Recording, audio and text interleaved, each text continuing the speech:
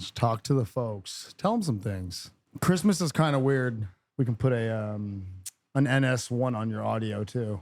Who's the actor with long hair? It was the movie about the thing with the guy. Not Don Juan.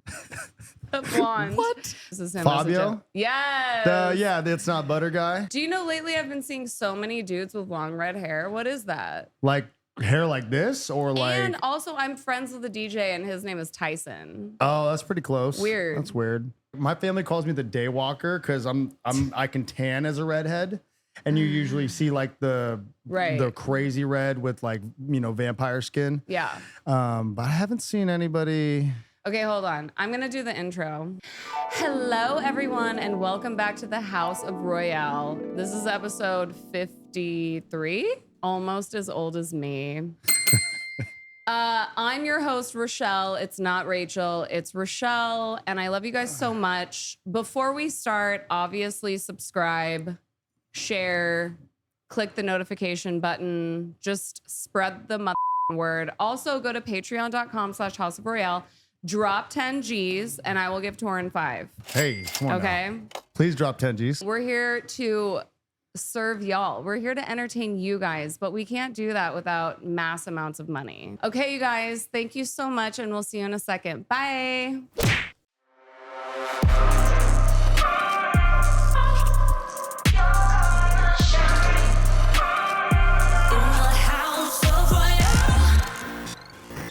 And we're back. Today, this guest, ladies, this is for you. This one is for y'all. And all of my gays out there, you're going to be obsessed with this gorgeous Don Juan DeMarco. What's that guy's name? Fabio. Yeah, it's not, I can't believe it's not butter. He is a producer, songwriter, pianist, session player, but now recording artist. Gonna be on a world tour, has a new album coming out. It's crazy.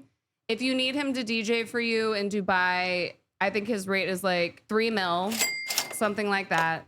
Yeah. Everyone, please give it up for the gorgeous, beautiful, and talented Torin Martinez.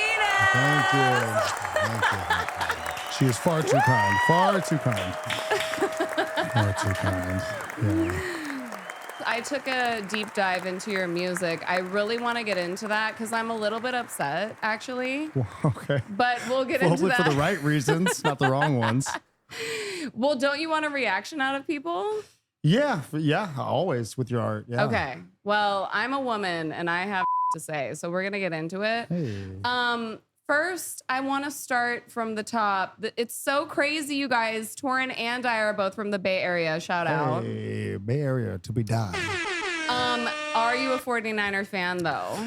I mean, I'm a sports fan in general. So 49ers, anybody, it's great. It's not the biggest thing in my life. My dad wanted me to kick a football. That's what he really wanted me to do. Okay. I couldn't.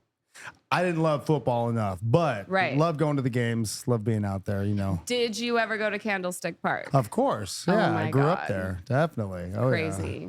Some of the, going to a Sharks game is really fun too. I think hockey I never grew up seeing at all, but when you go to a hockey game, that is a crazy event. Right.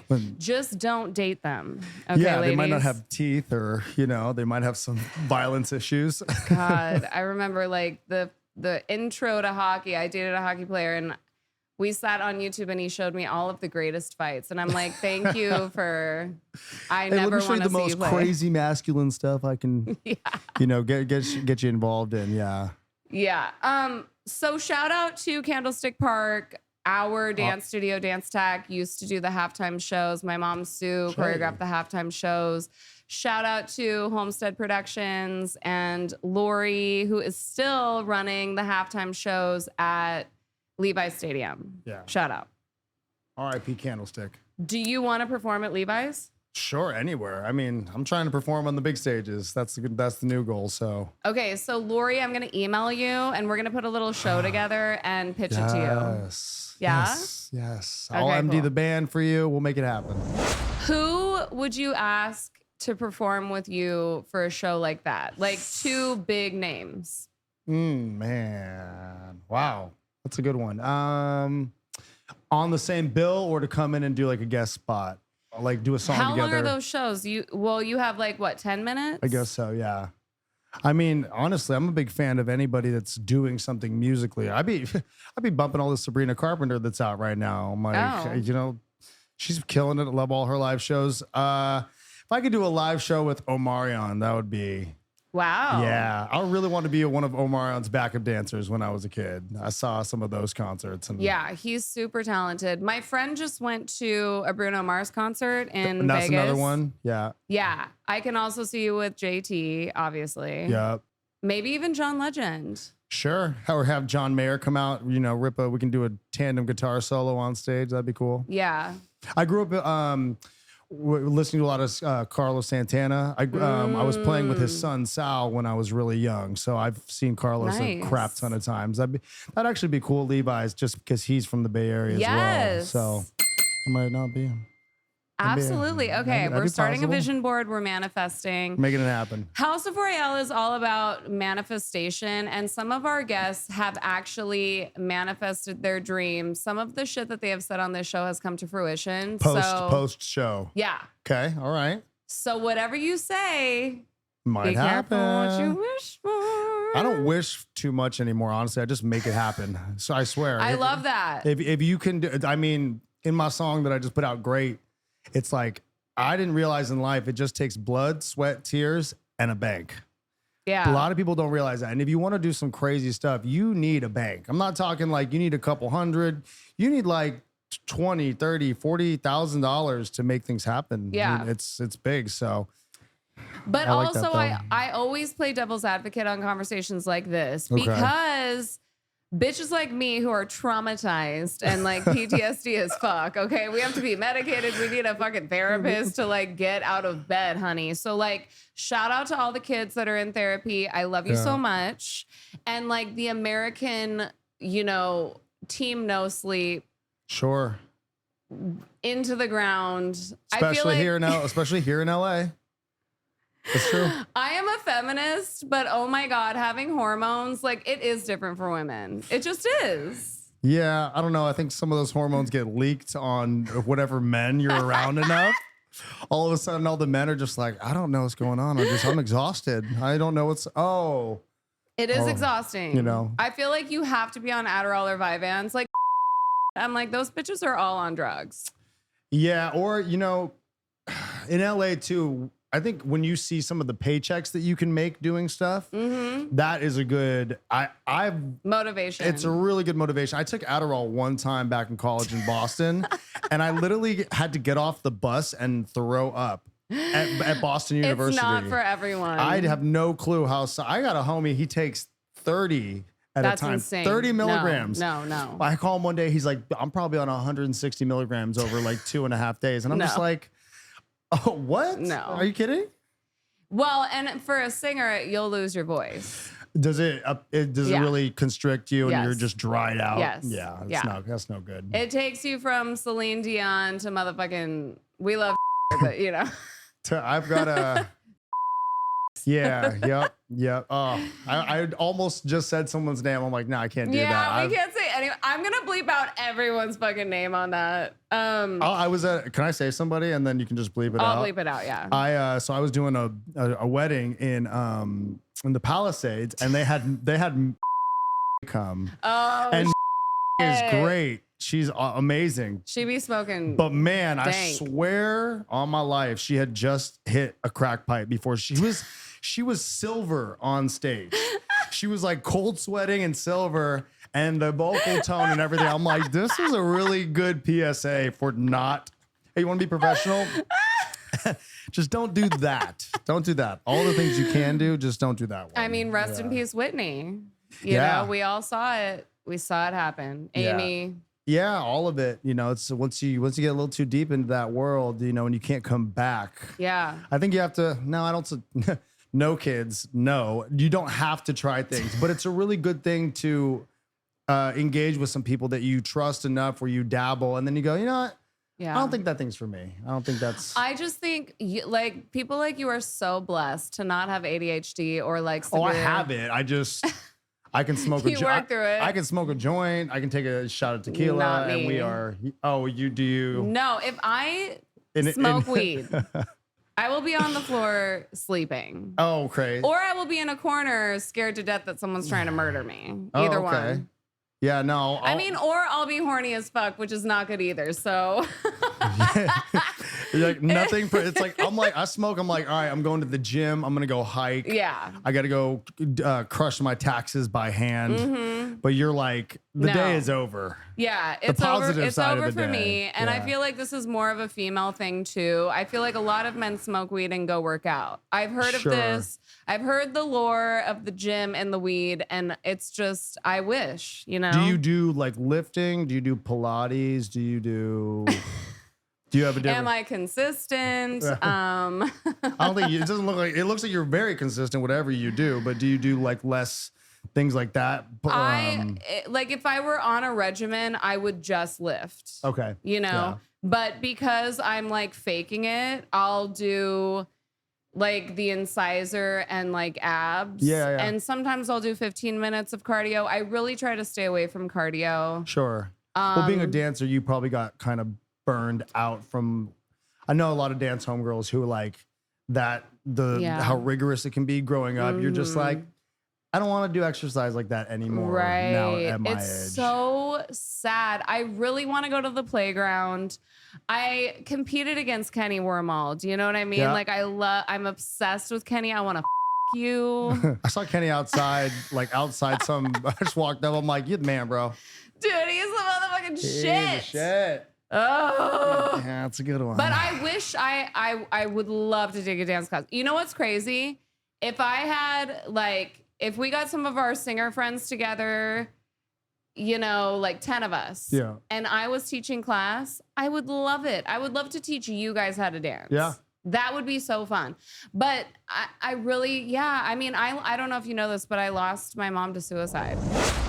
Yeah, my aunt. You lost your aunt? Yeah, she tried 3 times. She liquidated the family's trust. Oh, fuck. And my grandma, at the funeral, I was like, Grandma's a G. She says, you know, Sherry was really unhappy. She just didn't want to make people unhappy anymore. And I was like, my God. That's a tough way to look at it too, with suicide, because some people, it's like, she hey, actually followed through with it. she drank a bottle of antifreeze for your car. Oh my fucking God. Hiked up to her favorite little spot, and I think some hikers found her.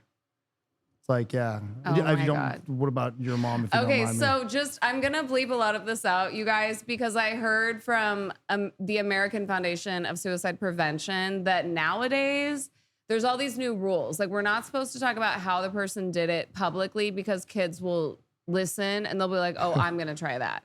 And then the second thing is we're not allowed to say the word committed. It's supposed to be death by suicide, which I'm just saying that so that we don't get canceled. Sure. And so that we're like, for educational purposes, that's what these foundations are saying. Yeah. But how for do you my feel mom, about that with like them changing all the rhetoric behind the language? I mean, for me personally, someone who is a victim, and it was my own mother, and I'll be fucked up about it for the rest of my life. For sure. I mean, it's definitely put a hold on my progress as a human, for sure. But like, when a celebrity dies, the first thing I want to know is how. You know what I mean? Sure, and yeah. then we're like doing documentaries. Like, we still don't know how the fuck Brittany Murphy really died, though. It's you know important what I mean? too, because especially being here in LA, where you're like trying to chase your dreams.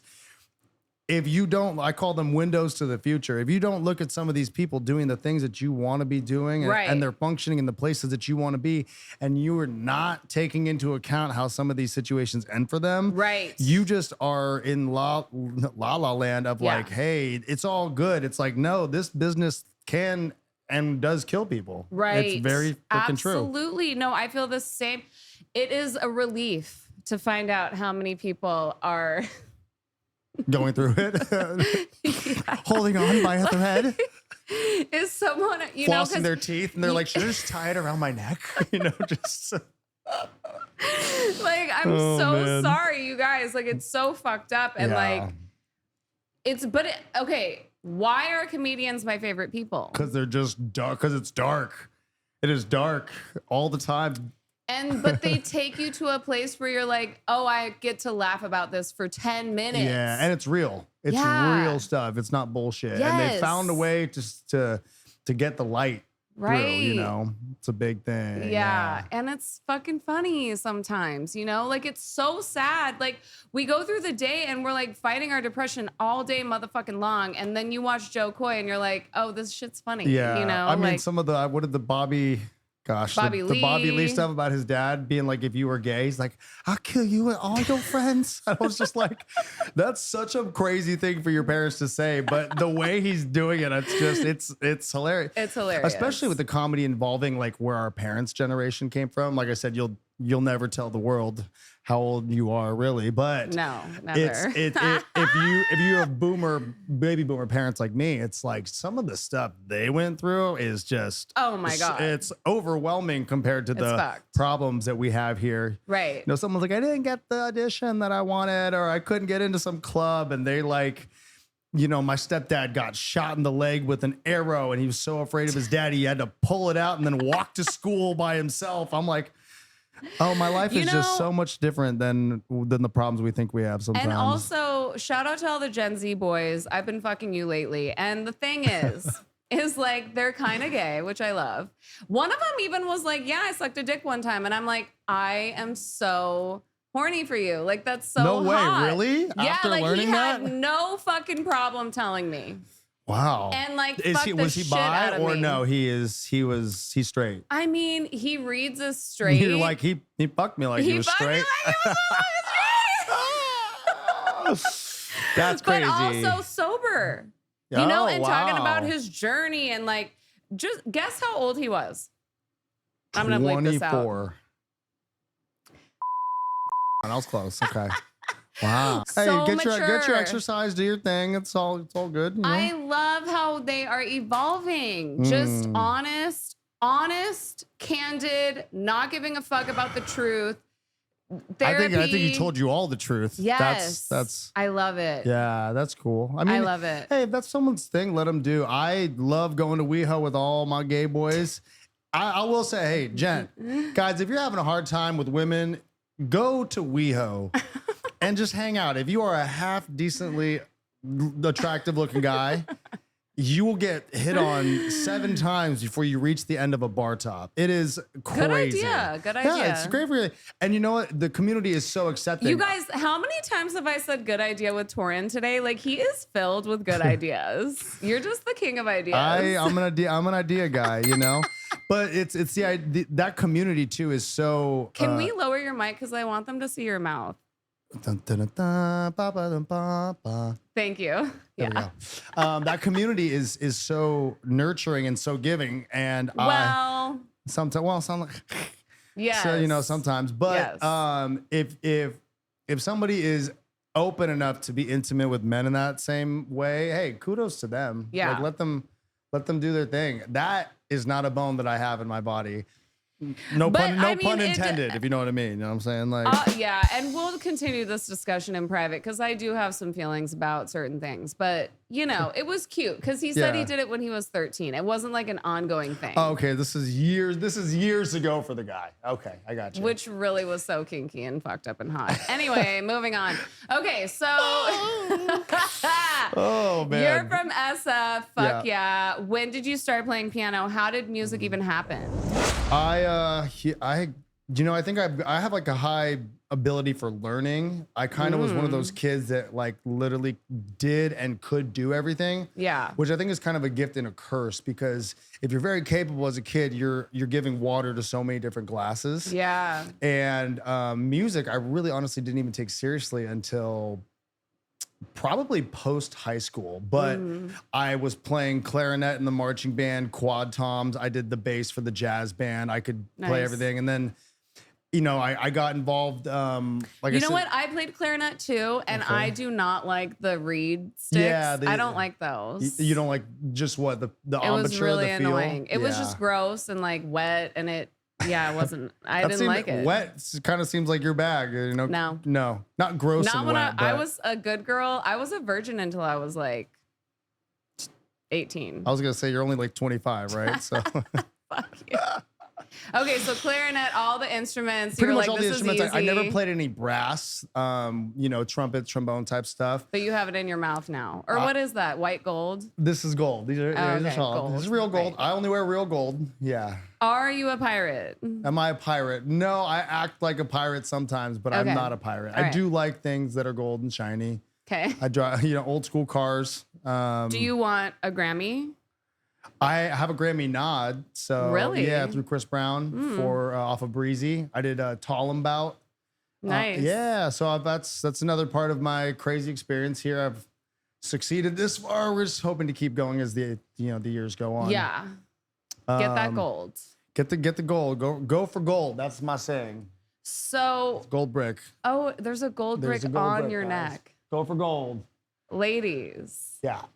Got a lot going on. how did you decide on piano? Because when I met you, you were a piano man. Well, that's the thing is you met me as a piano man, but Yeah. I was playing bass and guitar before that. But Oh, Yeah, I so- didn't even know that. so I got a job playing when I got back from Berkeley. I got a call to go to the Ritz-Carlton and Wait, hold on. You went to Berkeley? in Boston. Yeah. Yeah, I went for the upright bass. Do you know Chloe Demetria? Yes. Yeah. Holy fuck. Yeah, small world. She's like one of my best friends. Oh, okay. All right. I mean, And she has a show Saturday, and we should go. where's the show at? The Mint. Show's at the Mint for Chloe. Yeah. Everybody should be there probably like, 8 o'clock? Her voice is fucking Yeah, she slays. crazy.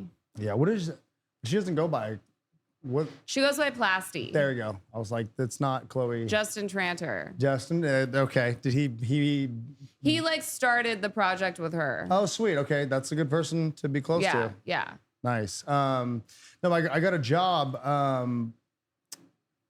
One of those things, my big thing is don't miss the moments. That's my tattoo on my neck. Wow. And I got a call. I was still serving tables after college. And I got back to San Francisco and I got a call to go cover the Ritz-Carlton. And it was one of those days when you get home and you are tired and you're home. You're like, ooh, I can just put that movie on. I might go to bed early. And I get this call and they're like, hey, Sam called out. Could you be here at 6? I think it was 6:30. And it was like 5:15. And I was like, you know what? If I want to do this shit, yes, I will be there at 6:30. And that night, I'm trying to speed this up as much as I can. There's a business meeting going on in front of me, and it's like 10 Japanese guys and one white guy that looked straight out of the Kingsman, that movie with the English spies and all that. Very well dressed. So hot. What is your name? What's your Instagram? Yeah, right. His name was Mark Sneen. And the entire night I was there, I thought this guy was just not enjoying what I was doing, right? And he's got this business meeting going on, and I can see, and he's kind of doing like the eye every once in a while, looking over. He stands up at one point, he walks over, and I thought he was gonna give me a tip and be like, hey, if you could shut the fuck up for like 20 minutes and let me close this deal, he'll chuck me some money. And He was like $100 to suck my dick in the bathroom. yeah, right. This is pre LA weirdness. Yeah. And he said, how often are you here? And I was like, I tried to blow smoke up his ass. I was like, I'm here like three nights a week or whatever. And he goes, oh, interesting. And he gives me a business card. He says, call me. It says the Palace Hotel. And I grew up in San Francisco. My mom used to play for the Fairmont. Oh, wow. She's a pianist and a vocalist too. Oh my God. And I had never been to the Palace. And I walk in and it's like a football field sized ballroom. It's a landmark. Wow. And I walked in, had a meeting. I had a meeting with this guy, and it was one of those things where you're just like, I don't really know what's happening. He had his associates with him, and I walk in. And then P. Diddy walks in. Right. That's no Diddy. And I walk in, and this guy, before we've even really discussed much, he looks at his business partners like I'm not in the room, and he goes, so like, what do you guys think? And I'm just like Jesus sitting there, and I'm like this, and his friend, the guy like does this, he like looks at me, and he like looks back, he's like, I don't know, you just brought this kid in here. I was like 23 or 24. Checks out. Checks this out. is checking out for a Diddy encounter. A Diddy encounter, right? And he says, how many nights a week do you see yourself at a property? And I said, well, most hotels want to have you for a night, maybe 2. Tom is on Thursday, Rochelle's on Friday, Torin's on Saturday. I said, I don't know, like a day or two a week. He goes, yeah. So what if I asked you for 6? Jesus. And I literally went from serving tables to over $100,000 a year. Wow. In a moment. Wow. And I was playing guitar and I was singing. I wasn't even playing the bass anymore. I was playing guitar because you can't be singing unless you're Casey. I love you. Recovery in the hospital. I know you're killing it right now. Unless you're Casey Abrams. Are you looking at the camera? Yes. Okay, good. Perfect. Yeah, exactly. Thank you. Unless you're Casey Abrams, you know, from American Idol, the homie, you're not going to get a lot of gigs singing and playing bass. So I started transitioning. I could shred a guitar pretty well. Started doing that. But there is this piano. I wish maybe I have my phone on me. There was a piano in the ballroom, and we had a classical pianist, and she could burn. And I was like, I think I need to really start taking piano seriously. And that's when, and it was 4 hours a night, 5 days a week. That I was doing double. So what I would do is I would have. Wait, what's your sign? I'm an Aries. I'm a fire sign. Aries. Yeah. What's your other two? I don't know. Really? No, I don't. Because your star chart is money, honey. We're gonna have to find out what the chart is. You're probably gonna tell me after this. I'm sure you'll be able to. I think I was born at like 3 a.m. or something like that. Okay, yeah, we'll use the CoStar app and find out. Okay, or the CoStar? Yeah. You can type all your specifics. We'll let you know the big 3, which is just hang on to your broomsticks. Yeah. Okay, so yeah, show us the photo. Because and it's funny, from all the years I was there, I really didn't get a lot of. Why do you have a Band-Aid on your hand, Torin? I open palmed a window. Oh, wow. You want to see? Jesus. I've been trying. No, I'm don't. gonna take it off. No. Here we go, guys. Let's get a reaction out of her. Oh my God. No. I don't want to see it. That's so nasty. Oh my God. No. Okay. If you can see right here, guys, don't open palm a window. Gross. I missed a wall. I missed a wall and I put my hand through a window. Was this for a Johnny Knoxville job? Yeah. Well, hey, I'm Torin Martinez. Welcome to Jackass. No, I wish. It was right. Shout out to Steve-O. Yeah, I saw one the other day. It was one of their guys' name is Poopies. Is his name? Poopies. Yeah. He's like, this is the 100-mile-an-hour tubing, and they pulled him in a tube. It looks. I'm surprised he like didn't have some severe Whiplash. spinal. And yeah, but the way his head snapped, I was like, oh my God. They're insane. All right, so back to this. Basically, I got this. There was a woman traveling from China, I think, and she had snapped this photo. And I wish Ni hao. I wish I had remembered who. I'll put it up to the camera, but oh, gorge. Yeah, I'll show the camera real quick. Absolutely gorge. Oh shit. I get it. Check my IG. I'll insert the photo. Just send it to me. I'll fly it over. That's way better. It's probably one of your favorite words, right? Oh my God. I'm not that dirty. I'm kidding. You know what? At least I can call myself out and be like, look, Rochelle, maybe I probably am a sex addict. Shout out to all the girls out there that have an issue with sex. But like, I am taking steps to literally, what is it called when the animal's dead and you stuff it? Taxidermy? Yeah, I am taxidermying this Nana, and we are getting work the fuck done, y'all. Like, I am not, Gen Z holler, but everyone else, if you're a musician, you're done. I'm not fucking you. Done. Yeah, sorry. We can fantasize about it I all you want. want to ask you about that too, but my Plus, bad. I am obsessed with edging. Like, I love thinking about it way more. Is edging when you're about to finish and then you don't? No, edging is like you're in an elevator and you're like barely touching the person and you're thinking about all the crazy things. Like 40 days, 40 nights with the flower type shit. Fuck. Yeah. It's so hot. It's way better. It's like after you fuck someone, it's like, great, another person in LA I fucked. Like, Yeah, sex is like, it's funny because one of my brothers, he thinks that sex, you should get it out of the way first. And I'm like, then you've already done the easiest thing that you could do with somebody. Yeah. Like, why not prolong that? Totally. Why not just like go out on a couple dates or like do stuff? Because it's so easy as adults. It's like, oh, no one's around us anymore. We can just like do whatever we want. Or you don't. Or you don't. I had the opportunity. I was at Soho House. He's going to know who this is. He's going to watch this one. Oh my God. Shout out to motherfucking. Oh. I was such a good girl. Away? No, hell no. No. You're like, they never get away from me. They really don't.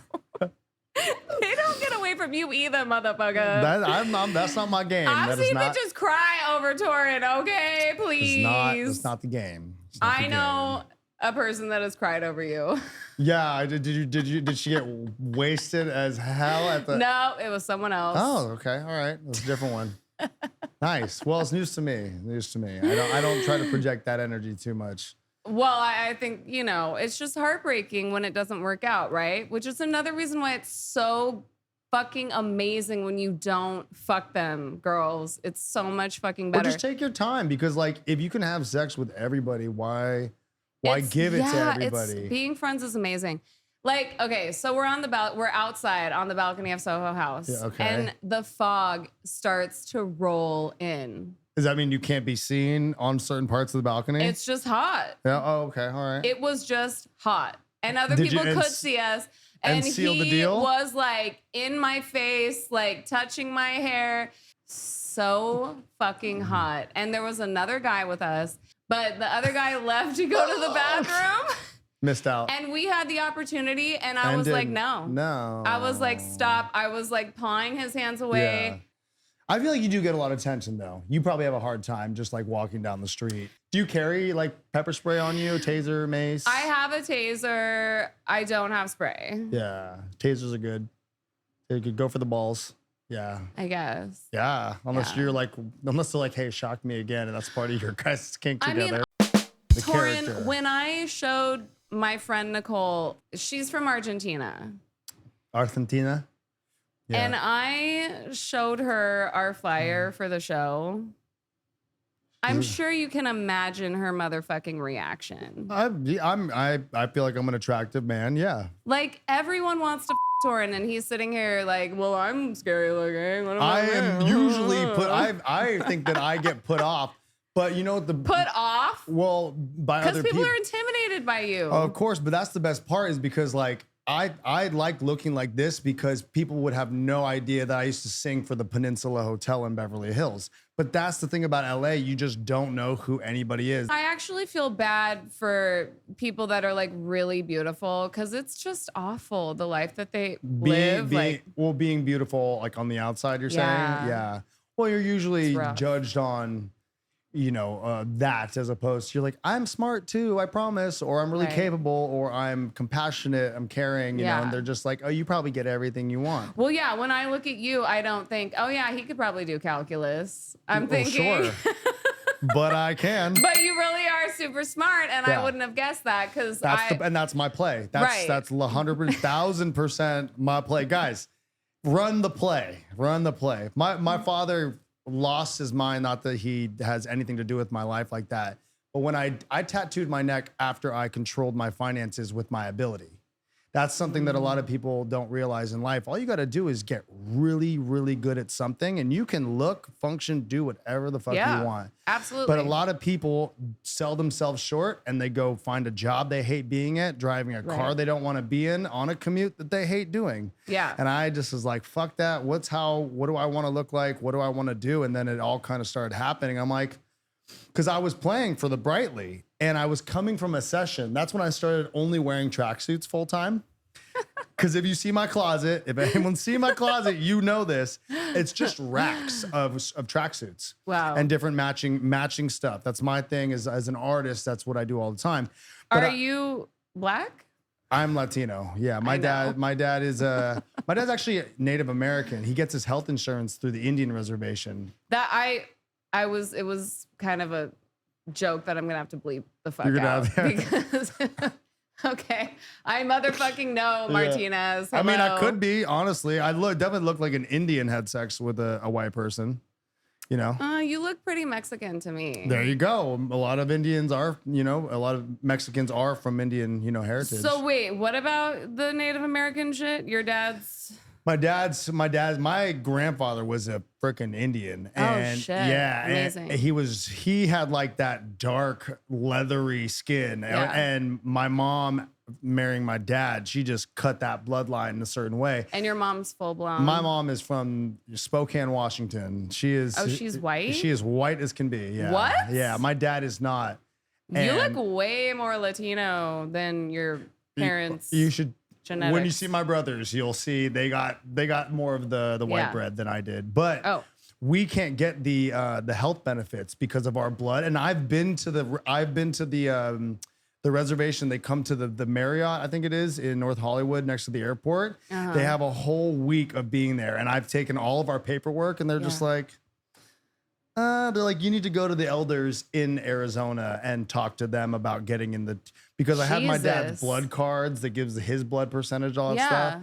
Man, they have buku money in. Talk about being judged on how you look. Yeah, Jesus Christ. come on. Yo, Yaki, help me out. Come on, Yaki tribe, help me out. Damn. Yeah, a little bit. Dissed by your own tribe. But you're not one of us, I swear. The underdog of the Native Americans representing in LA. I got pretty good financial aid for college with my name, though. Torin Martinez. They were just, they were just got good financial aid. So thanks, Dad. Appreciate you. What ethnicity is Tinkerbell? I don't know. Well, that's a great question. Can we see her? Can we see Tinkerbell? Yeah. Now, when did you get her? I got her 2 weeks ago.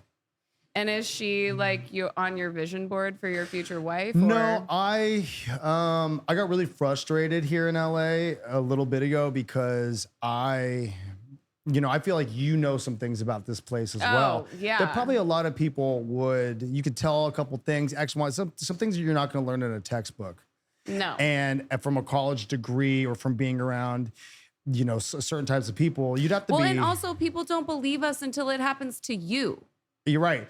So my thing is, I feel like I've been to Neverland and Michael molested you? Yeah. Oh my gosh.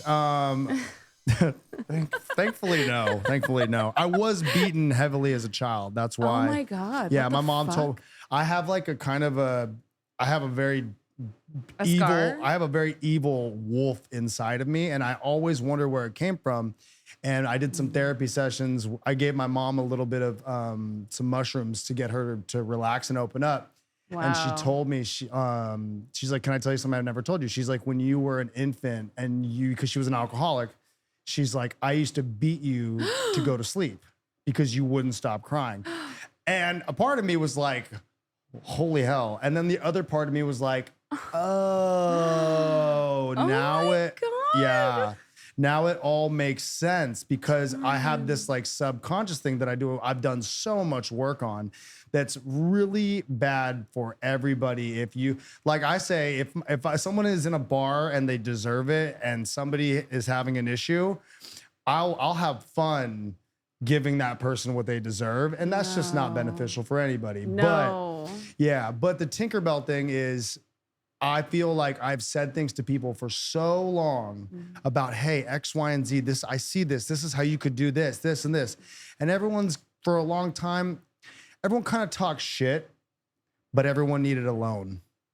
And it wasn't a couple $100, it was a couple thousand. My list right now, and y'all know who you are. My list is such a crazy interview. Yeah. No, not interview. Explanation for a Tinkerbell.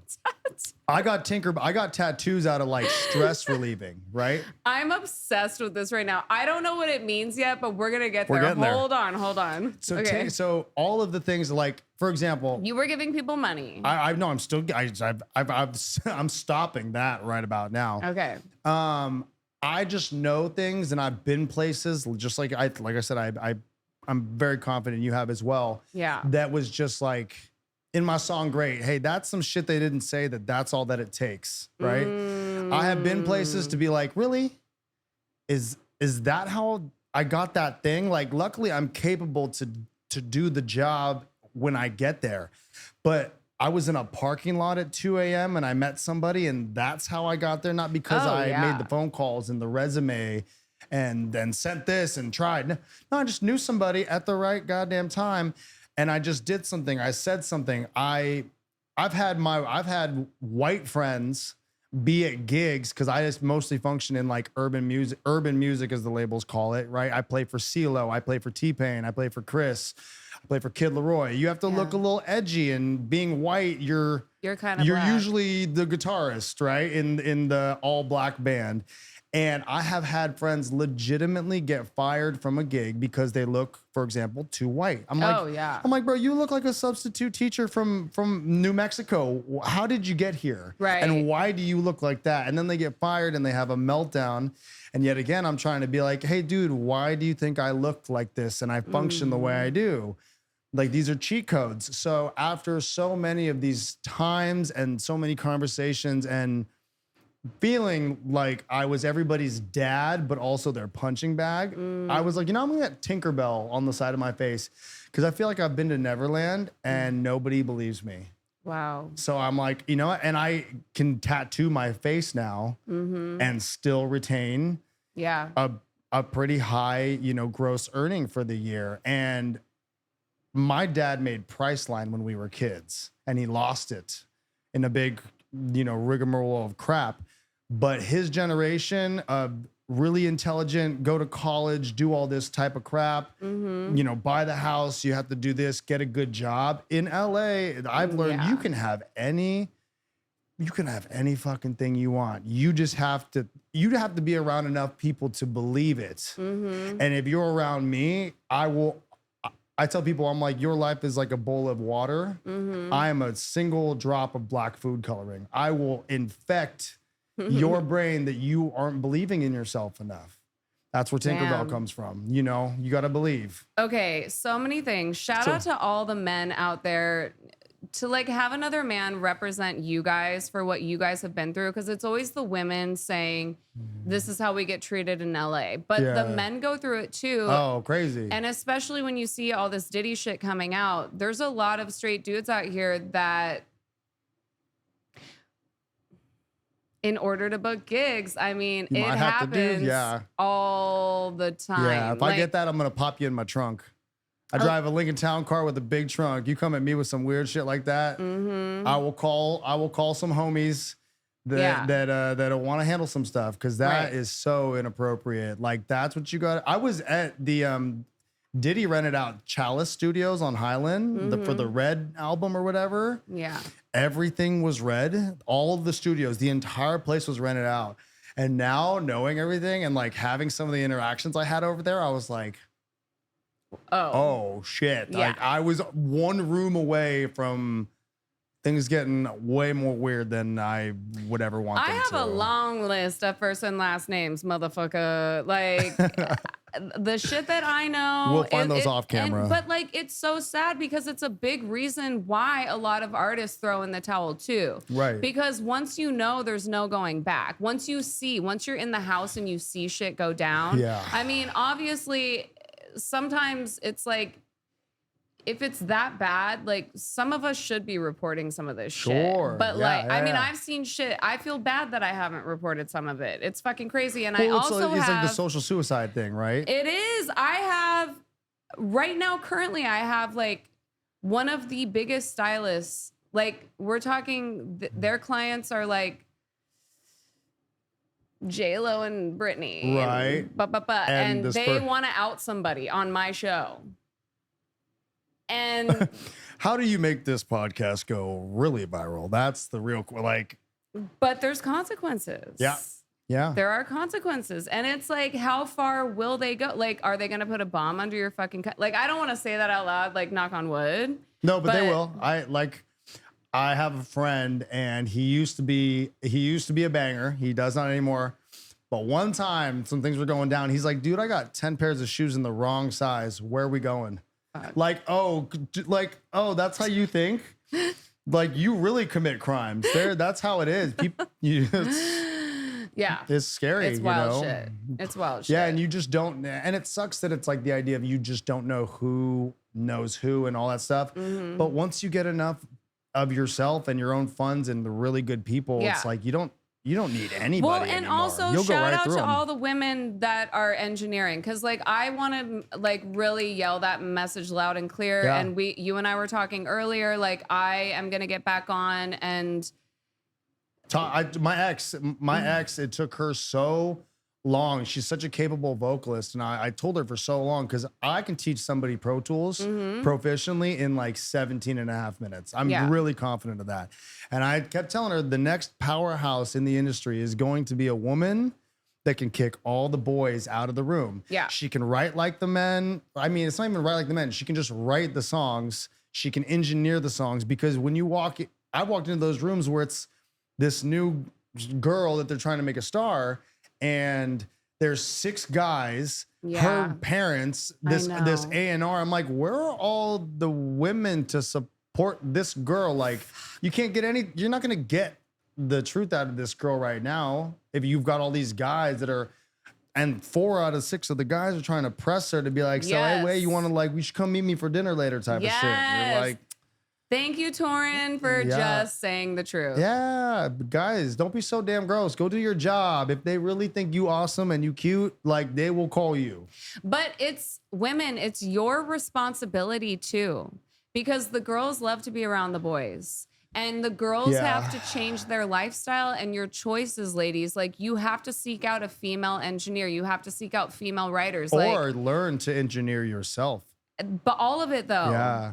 Because it's like, creepy. I know the game y'all be playing out here too. It's not just the boys' fault. Yeah, it's not just the boys' fault, but you know, it's the whole temptation thing. You're in a studio, it's sexy, it's this, and hey, come meet us at Tao after, and then all you gotta do is go. It's exhausting. But you know what's exhausting is going to all the places and watching all these LA hotspots become trash compactors. Where I say it like this, I'm not being sexist like this, but you can tell all the guys and all the girls where it's like, hey, I know that's that one dress that you have been praying to use at that one event. And the guys, I know the guys are fronting and you're looking a certain way, but then you're going and you working at 7-Eleven. You know, you're fronting, you look all sparkly and shiny. Amen. You know, that's why I also love the perception that I get too, where you want to write me off.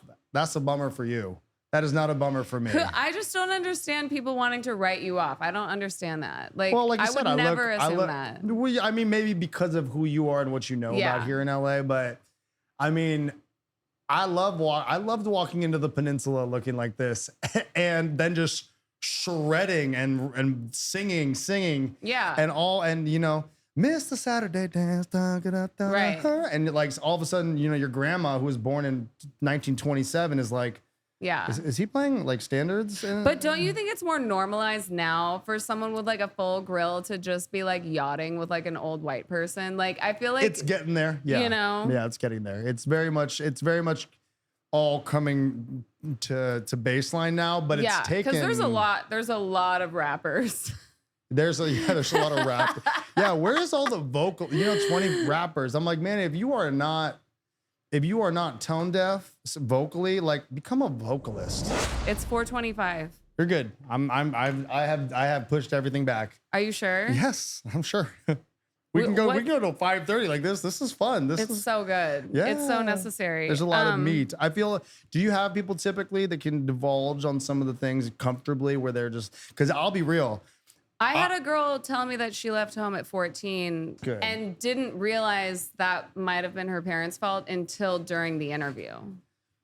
Oh wow! It was a lot. Did you see the dots connect on the camera? And she called me after, and she's like, "I am just now realizing like the amount of trauma that I'm carrying." And thank you. That I haven't processed. Oh my god! She we're working together now. I'm like, how's my? Oh, this crazy hair. I don't. You know, the crazier the better, because I'm the type of person that's like, I was so unbothered because I'm like, this is so beautiful. I made sure to not do anything before I got here. I was like, you know what? I know Rochelle is on that tip. I'm gonna just be no, but I still wanted to be matching where you were energy wise, right? Because even a shot of tequila or even too much coffee can offset your just your I energy. mean, as a stripper, were you an actual stripper? Oh yeah, you were before. I'm in the VIP room and everyone's coked the fuck out, and I'm like, this is just amazing. Like, fuck yeah. Because I've been sober for a long fucking time. My favorite show I ever did was at a strip club. I was wireless with a guitar, walking around a strip pole. My boy was on his mic. And I was like, there is really something to this model right now. Like if you did like a strip club tour or something like that. I just did a show at the Spearmint Rhino and it was a lot of fun. It was, yeah. Okay. Hey, if you can If you're comfortable enough to do it and you rock it, that and talk about crowd work. I mean, you can just pull a stripper up on the stage and it's amazing. That's very, very true. Spearmint Rhino. Oh my gosh. Memories? That's a wild one. Not too many. You know, I'm also the kind of guy, whether I look like it or not, where I'm just like, you want some like sweats and a sweat? Just come out and talk to us. To me, like just from the conversation that we have been having, you obviously are a fixer, but you're getting better at that. You're not going to do that anymore. I didn't have support, like a lot of support. It was like I said, there's a lot of siblings I have. No one thought it was going to be like, what is it? Macho Man, the cream rise to the top. You know, it's like people really didn't think it. I think it was gonna be me, right? And because I've really murdered it for myself now. I try to be there for people that I see don't have support, and it's not like I want to fix them because I need my own shit to pop off and do all that. But yeah, I think for a long time I just wanted to be the support to people. Yeah. But strip clubs, I'm always just like, this is kind of creepy. Like the guys that go to strip club, it's a little creepy, you know? Awful. Yeah, and the girls are always, I mean, 90% of the time, the girls are normal ass people. They just are the inhibitions they're able to check and they're good there to do a job. I get that. But just, I'm like, all right, what else? I mean, episode 3, I interviewed a dancer and I was like, what would be your dream club? And she would be like, it would be completely performance based, like all pink, super glittery, like super girl, like tricked out. But a strip club. For the women. It would be like, it would feel like you're walking into a feel good facility and really pretty girls that are really good at what they do. Yeah. And sure, we can still do the VIP room, boys, but like, it's gonna like... just have a different type of energy. Oh my gosh, I love that. The VIP. Love a room. VIP. Yeah, well, you know, there's something about this that bird of paradise is like poking you in your hair. As long as it's not bothering you. No, we're good. I'm a little close, but it's like the claw it's like claw. It's like right here. It's my little bird right here. No, we good. But yeah, no, I love that you help people. I didn't really know that about you. I'm the guy now because of LA. Like everybody, I don't know if everyone hates this about me or not, but I'll always ask people if I'm somewhere common, if I'm talking to a cashier, a server at a restaurant, my thing now, because of where I'm so blessed to be, it was a lot of hard fucking work too, is what are you supposed to be doing? Like, this isn't you. You're not a cashier at CVS. Oh God, that will rip a person's heart out. I know it will, but that's also why I think it's good for me to be that person in life, because I bet you didn't think it was going to be me. I bet you thought it was going to be one of your good friends that says, hey, and I'm like, no, what do you want that no one knows about you or you just didn't think was possible? And neat, there's no ifs anymore. It's when for me. Can we like write a script where you're the genie? I don't know. It's hard to lock me up. Genies are on lock, right? They have a leash. Or like the djinn. Like I Jinns feel like are evil, aren't they? No, the one that like Magic Johnson, or there's 2 really cool genie movies. Yeah, Shazam. Or like there's a genie movie. It Will Smith was a genie? In what movie? Guys, sound off in the comment section. Help us out. No, like what if you were like the Santa Claus dude? Just this really dope, amazing movie with like Seth Rogen and like Adam Devine. Sorry. Yes. Yeah. There you go. Adam Devine, Seth Rogen, and Torin Martinez is like this magical like fairy Tinkerbell Santa Claus, and you walk around the city of LA. Tinkerbell outfit. I fucking do that. That'd be hilarious. And you ask people what were you really supposed to do? Or what do you want to be doing right now? That's LA. It's the city. I think it's the city where dreams go to die, but they can occur. Literally, your life can change. Your Monday to Tuesday can be very different if you are around the right people and the right thing. Would you do a movie? Yeah, of course. I've done television. One of my favorite gigs was I'm in the season finale of This Is Us. Oh. Yeah, we filmed it over at Paramount, I think, and in the back there's the band on stage. Oh shit! And they would hire real musicians because You ever watch a show and some guy's playing the drums and what he hits is not the right sound? Yes. So basically, for this gig, they made sure to hire the right players to make the music look good. Good. And I was just like, this is a cool gig with music I never thought I'd have. But I mean, like a speaking role. Like, yeah. There we go. Yes. Okay, wait. Have you done a self-tape audition? No, I haven't done like the acting grind in a little bit. Realistically, it'd be just because music took so much precedence over time. It was like, why would I put myself in the acting gigs? If it happened, great. But when I was producing for who I produced for, and that's the thing, I realized I'm like, okay, got to put your eggs in one. But when one of the baskets starts to bite enough, you kind of got to be like, all right, I need to put everything into here, and anything that happens along the way, great, awesome. Yeah. But until one of these bites, because what does everyone say? It's like, I'm a photographer, I'm a dance teacher, I am a horse jumper, I am a aircraft technician, everything, all that kind of crap.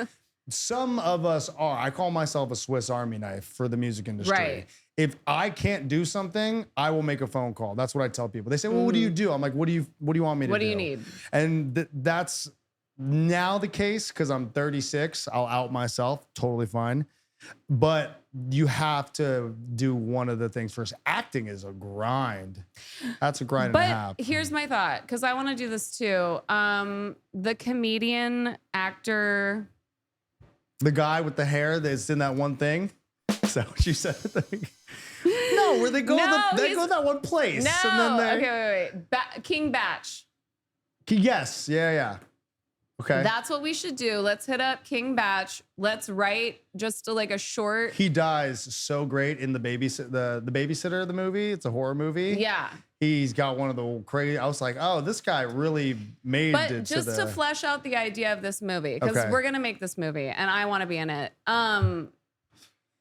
You know, like maybe he's the guy that's like, you know what, man, I was really meant to be an actor, and I'm just hawking puka shells on the corner. Is this him or me? This is King Batch. Okay. And then you go, you know what? We should make you an actor. Son, your wish is granted. Yeah. And then you smile with your gold teeth and it's like, ting. What if I could be like, what is it, Bruce Almighty with Jim Carrey, but it was like a genie that's like amongst us kind of thing? Or like you're Jesus. Yeah, I got a tough one with that. Hey, if you're religious. Or you're like the hot Harry Potter. The hot Harry. Expelliarmus, or whatever the shit they say. You're the Latino Harry Potter. Latino? What is Latino Harry Potter? What would Latino Harry Potter? No, you're straight up like Tinkerbell's cousin. Yeah. Oh, whoa. Right? That's a good one. Now you're on the roll. And I'm Tink, and I'm just like, bitch, this is my job. Yo. And you're out here. You be stealing all my bitches out here. You call me to cover. You call me to cover your shift in LA one day or something? Oh my God, let's make it like Charlie's Angels. Yeah. And it's like Tink and cousin Tink, and like someone is our agent. King Batch is the agent. That would be the craziest shit ever if he was Charlie and then you and I are the Charlie's Angels or whatever. That would be such a weird motley crew. Oh my gosh. I'm with that. That's actually not a bad movie idea. Torin. Yo, Tink Torin. Like King Batch is like, yo, TT. Yo, TT. I need you here, bro. Yo, TT. Yo, cousin be fucking the client again. Go get her ass. Go get her ass. Tell her she shouldn't be doing that. Right. Interesting. I actually like this idea. It's so funny. We'd have to think of the problem, though. There'd have to be a problem that needs to be solved, and then there's I'm the problem. Hey, yo, your cousin is tripping, bro. Tinkerbell is off her fucking shit. She's stuck at some guy's house in Bel Air. You can't solve it, bitch. Tink is stuck at some guy's house in Bel Air. You got to get her out of there. I love but there's a scene with me just shaving. Just shaving your Tink. No, like the second you shave your yellow hair. No, that's what it is. My magic disappears. Your magic disappears. That'd be crazy. I like that. It's like that Tim Allen movie where the Santa dies and it has to be passed on. Yeah, and I become that. There's the Tooth Fairy with the Rock. That's one. Totes. Yeah, but that wasn't that funny. This is funnier. Yeah, this would be like for adults. I think that was a kid's movie. All right, we got to table this. This is a big one. It's so good. Tinkerbell. Do you know King Batch? I don't personally, but you should. Yeah, he would totally be friends with you. I think I know. I got some good. Nope, we're not gonna say that. King Batch, I want to manifest a collab with you and Torin, and Torin can produce a song with you. Easy, very easy. Does he sing or rap? I don't know, or maybe he can just put me on. Shit, I bet you if he saw my stuff, he'd be like, oh shit, you have no one. I think Batch should rap. I think he should do a verse or something, and you sing. That'd be cool. Would that be like a parody thing or a real thing? Like a parody thing? It'd be the title track for the movie. Oh, see, that's a real thing. That's cool. This is like probably how Kevin Hart feels, where he's like halfway serious. Yes. And then he's like, no, but we're going to do something funny and make it real different. Oh my God. And Kevin Hart. Yeah. Batch, do you know Kevin Hart? Please call me. Yo. Not like that, but call me so we can talk. I love this idea. Yeah, that's a good one. I had a pretty famous comedian leave a voicemail on my phone and I haven't responded yet, but they have an acting role for me and I'm like really nervous to say yes. What's the act? Well, I mean, can you? Nah, don't disclose that. Do you want to respond because it's a good acting role or is it? It's just like an older dude and I know they want to fuck me. So I'm like, I haven't responded yet. Oh man, I told you, I was like, I bet you have fucking problems out here. It's real. I don't get DMs though. Hey hotties, can you start DMing me on Insta? Nobody DMs me. Yeah, don't. Or how about this? Do you get DMs? I have, but not in the, you know what? If women want to talk to me, it is not like, hey, what's up? It's what do you do for your hair? Oh. That's literally, and this is air dry out the shower. This is not. That's their pickup line for you? No, there's no pickup line. They don't want to. Oh, you're telling them to say that. No, they don't want to date me. They're curious as to how I get my hair so fucking curly. But then they see what I can do, and that's usually what changes the conversation. I was a wing woman for a woman that wanted to fuck him. Okay, yeah, that did not go bitches well. Be fiending over this mother. I'm sorry. I want to tell them what happened with that. I was like, what are you doing? What the fuck is this? No. You're like, let this happen, and then this thing happens, and I'm like, looking at Rochelle like, what's going on here? Should this be you? Like, what are you doing? That was crazy. That was a lot. I gotta go to work. But right I feel now. the same way as you, where I just feel like I'm out here to help motherfuckers. Like, and I get that from my mom because my mom ran 3 dance studios, and she was always like, "You're a star. You're a star." Dance mom. Oh yeah. And if you're the head of the food chain, it's even crazier. Especially with the boys, she was so good at convincing men to dance. Yeah. Or like, was she hot young too, or men. No? Of course, she was 5'8". She was just tapping she all looked the like young Sophia guys. Loren. No, but I mean, she grew up in the Hollywood times where so many dudes were dancing, and it was like so cool. Dancing, not like like real popping dance. and locking. I'm talking real Kenny dancers. Oh, Kenny Wormold. Yeah. You try that every episode? No, Kenny knows who the fuck I am. Kenny, call me. It's embarrassing. He's married. He's married. He's okay, married. good. He's married. He's married. That's amazing if you can get married and you're good to go. That's if Lauren Bennett, you don't know who the fuck this is? No, I know his wife. I think I saw them leaving a. Do you even understand how fucking hot she is? Yeah, but that's their thing, you know. Jesus. Don't you? Do you like group? Do you Christ. like? There's like a sex? What? There's like a sex club here. I think someone gave me a card for it. That's weird. I don't. I like random.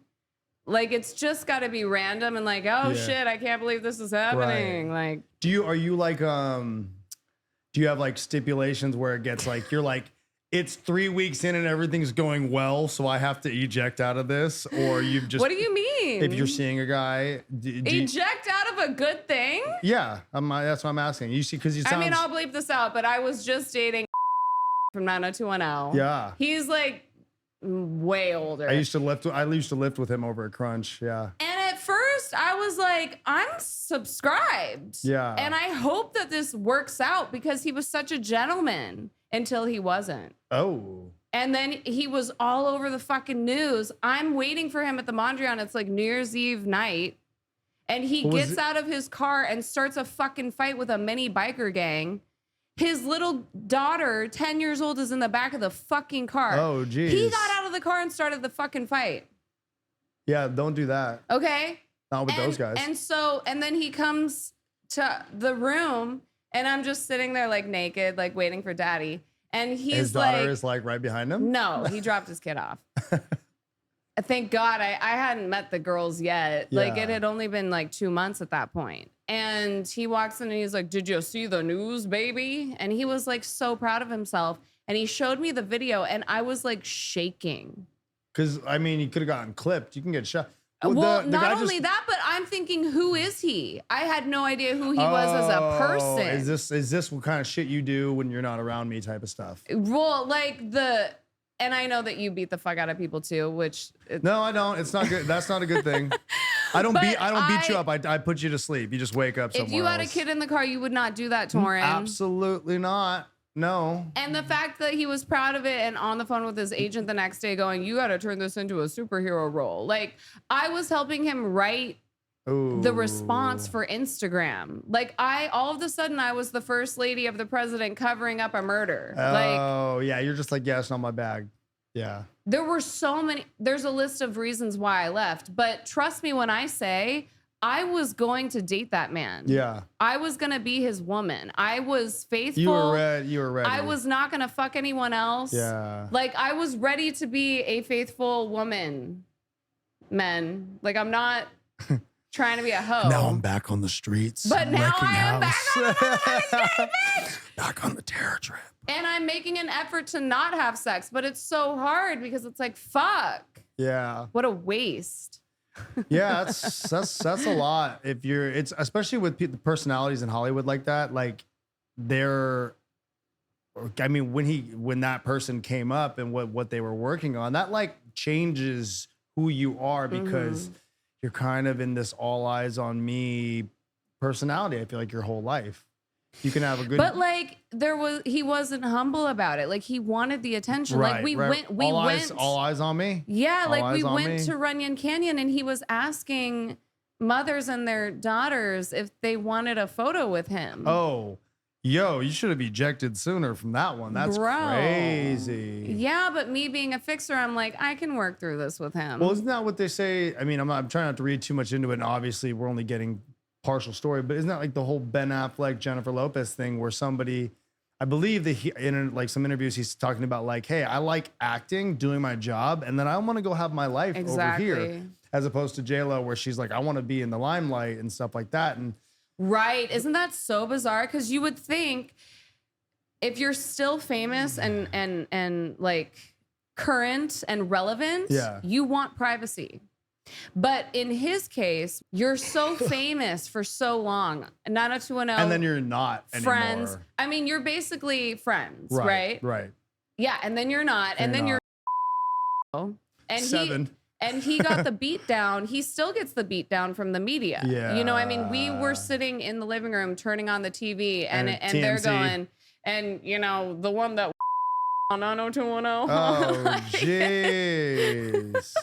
Yeah, that's why I'm happy to have lived a normal life to a certain point. Straight up. And then now you can be like, all right, now I know how to manage and navigate this, as opposed to being like, well, I'm just gonna put myself in the place and you can see all the bullshit. Another thing I don't get is a lot of like my friends who are like in relationships or married. They're like, I just want my spouse to be over here and I don't want them to be in on what I'm doing. I want it to be separate. And I'm like, that's the goal typically, is to have your shit be separated. No, I'm not like that. I want to be a power couple. I want to be a team. When I look at Queen Herbie and Nick Noonan, Amy and Nick, that is my fucking fantasy. Well, yeah, but she also dipped on producing the content together so much, and she did her own entity thing now, and she's obviously but Nick wanted to. Of course. So yeah, I mean, when we were in college is when they popped, because they were at Berkeley at the same time. Yeah, that's what Chloe said. Right. Yeah. And that's awesome. I think so. One of the old homies of mine, I used to do tattoos with Julia Michaels. I'd met her through my old homie. Oh yeah, Julia. Oh shit. She paid for one of my tattoos that I love. It's 220%. That's on my stomach. And it's the idea is that relationships really should be 110% from you and 110% from me separately, and we can come together. And society says, hey, relationships are 100% cool.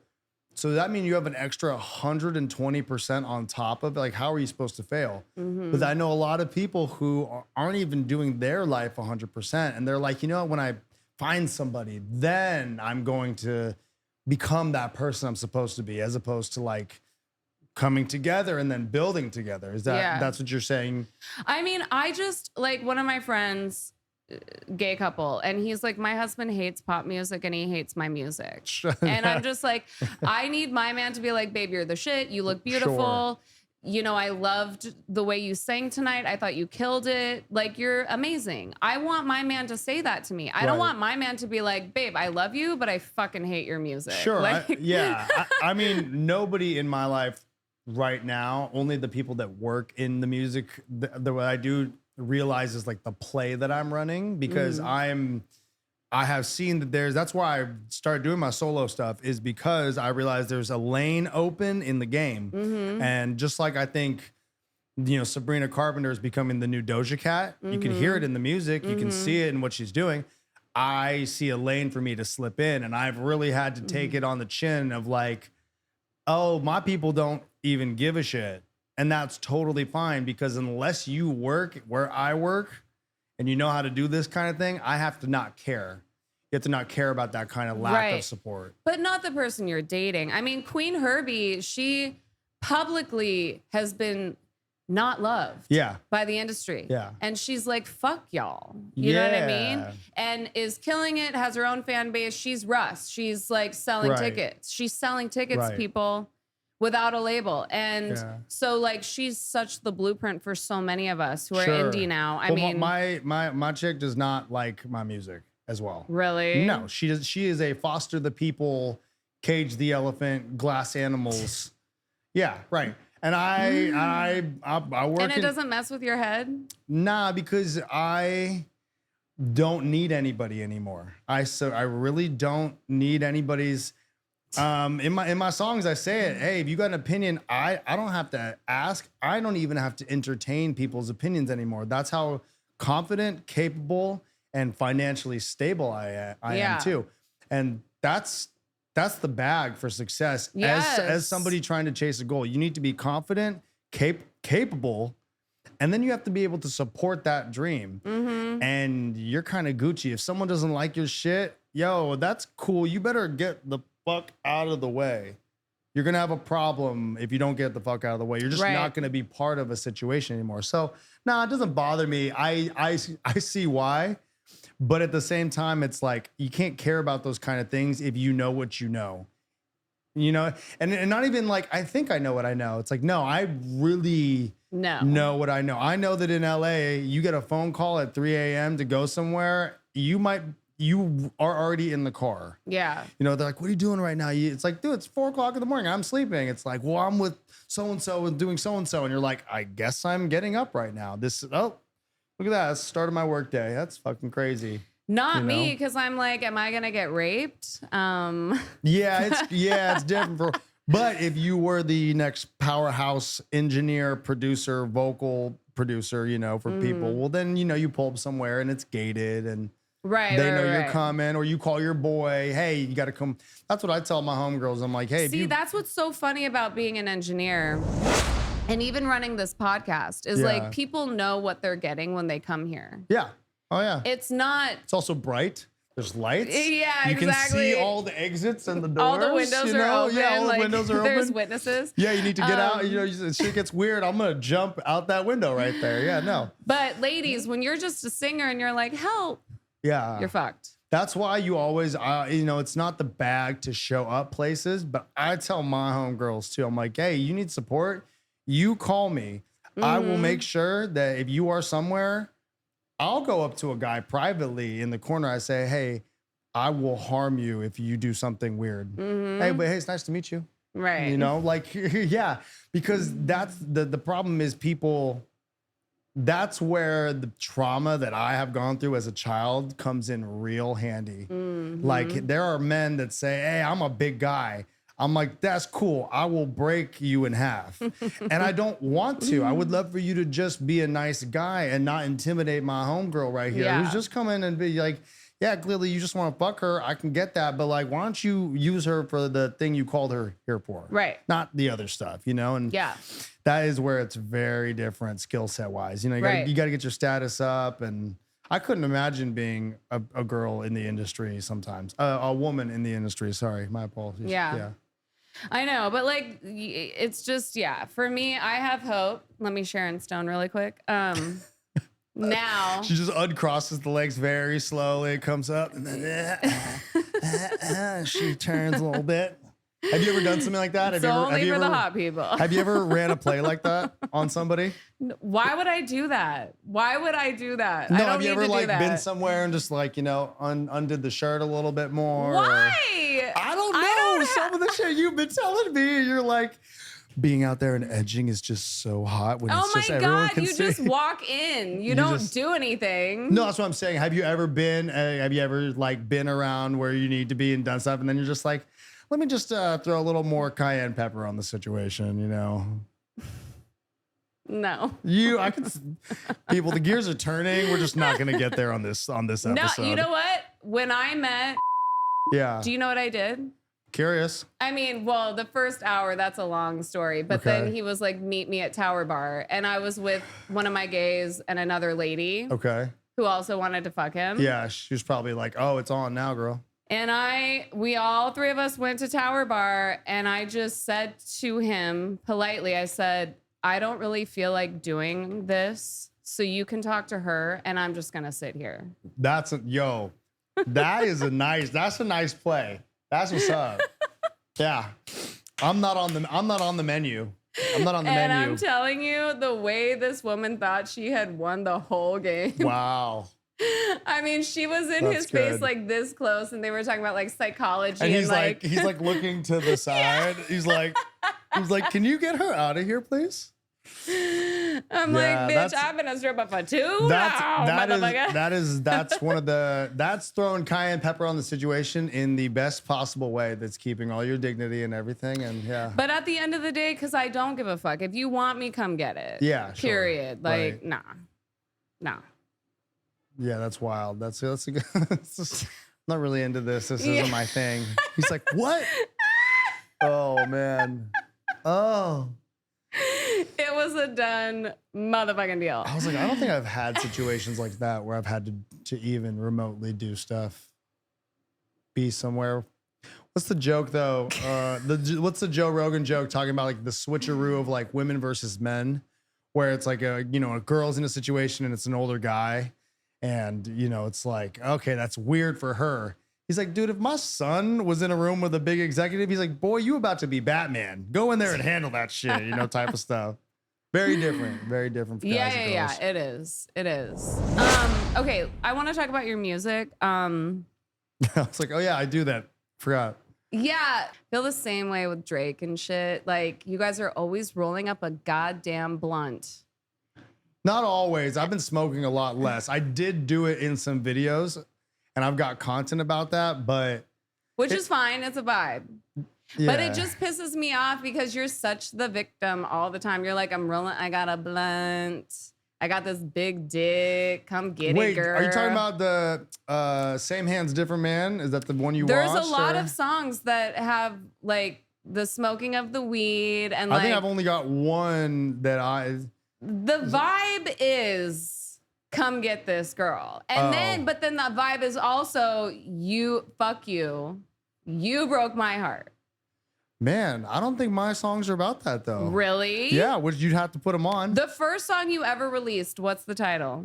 Oh, well that is different, but... Really? Yes, I forgot about that. Okay, what song is that called? That is called Makes Me Wanna Say, but it's Bitch, Fuck You. He literally is saying Bitch, Fuck You. I was smoking a lot. I'll back you up on that. That's that one, and then Same Hands, Different Man is the one I wrote with my boy Stan. Uh-huh. But I was smoking a lot more. That relationship... We did smoke together. But if you listen to that song, because it's really aggressive, it's all about the things that I wanted to say that I wouldn't, because I don't want that. I'm not mad at you like that. Did you change? Like, is this man in the mirror? Is it same hands, different man? Like, baby, I'm making changes out here. I wrote a good portion of that. I know Stan would happily give me credit on that. It was not 100% about my situation. Okay. I was the vessel for getting it out because the content was so rich. There's a lot of guys that, you know, have fucked things up, have been a certain way, and then they've changed. But in your case, it's always the woman fucking it up for you? No, definitely not. Oh. I have been a certain way before.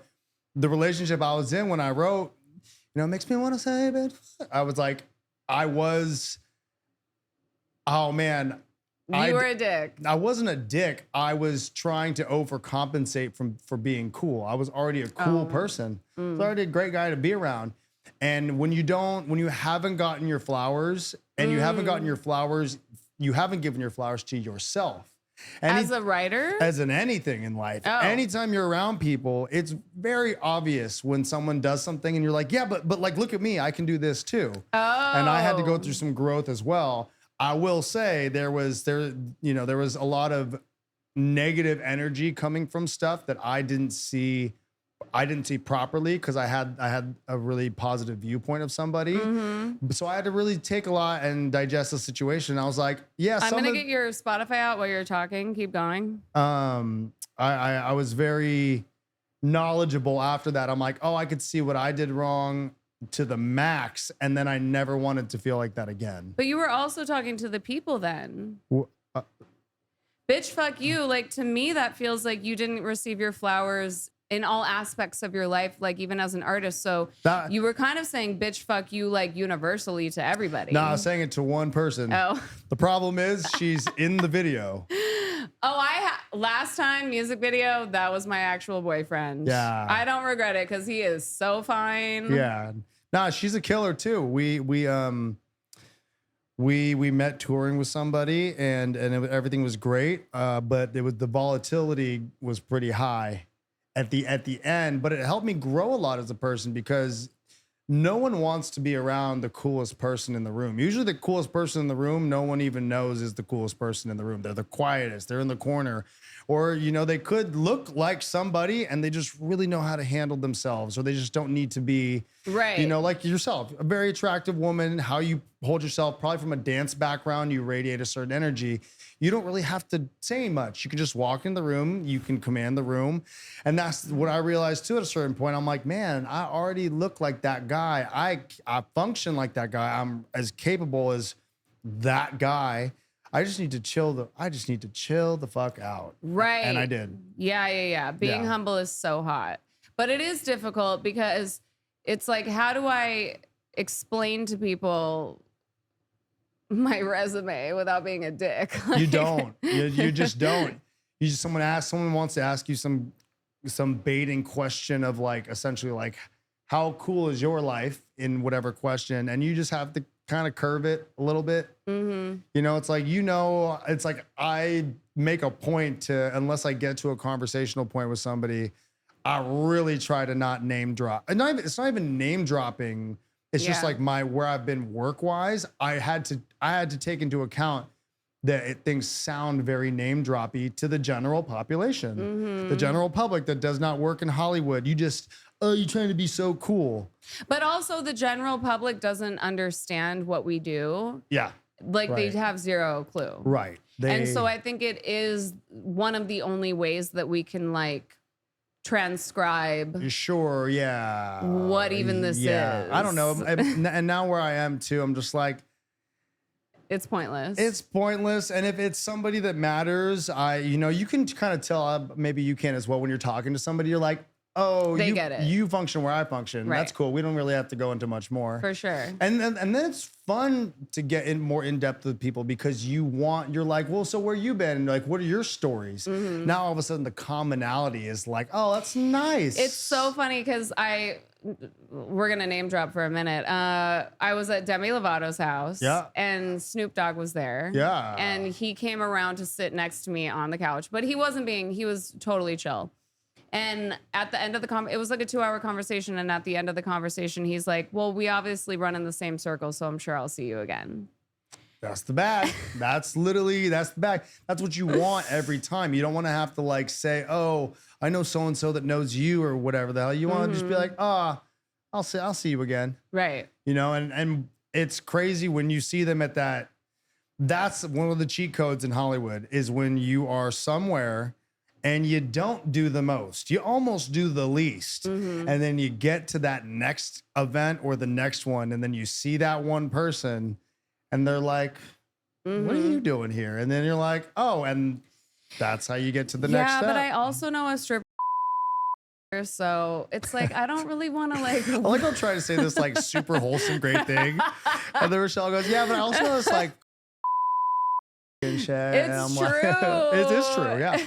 It's true. It's a crazy story too. Oh my God. I'm sure you've got a plethora. You should do like a version of this too. That's like I can't. uncut. Oh, you can't. Yeah. I can't. That's what your OnlyFans would be. Call it the dirt. The uncut Jewish.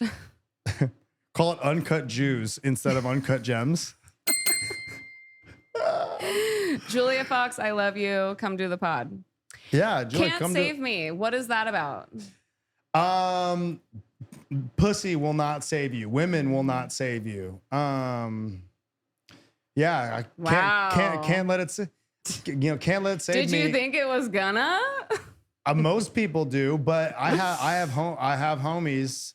One of my best homies, and he is the type of guy that the room gravitates to him. The room comes at him. They stop by me for the salon tips, and then they go to him for the fornication tips.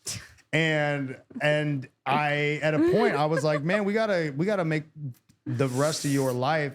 He needed no help from me necessarily, but like maybe just as a friend, like, hey, we should make the things in your life that you're trying to do as good as your career in getting women and intimacy. Like if you're like, get that, because that takes a lot of water. It takes a lot of money. It takes a lot of time flexing on those first couple dates. I don't know. I love a homeless man with no money. They really throw the best. You dick. You are quite an odd one when it comes to the parameters of what you. No, this I feel is like true. I feel like if anybody has the right thing at the right time, you are. Yeah, let's do this. Let's rock. I don't want to say hot girl, but like women, all of you guys know, it's always the dude that's like a scrub that has like the best dick because they're lazy. So they have. I feel like we talked about this off camera before too. I've talked about it on my podcast before. Yeah, no, but like with me, you've said like, hey, it could like, I think you were seeing some guy when we first met. And you're just like, he is such a bum, but you were seeing, I think, two guys, and one of them, which people do. Hey, no judgment. I know a bunch of y'all watching this shit are seeing 4 to 5 people a week, probably. But if you're my real boyfriend, I would never do that to you. So don't take it with a grain of salt, you guys. Do you give guys like a little token that says real boyfriend on it, or? No, but you were saying that the guy, you were like, man, I wish the guy that was not the guy that he was the go-getter.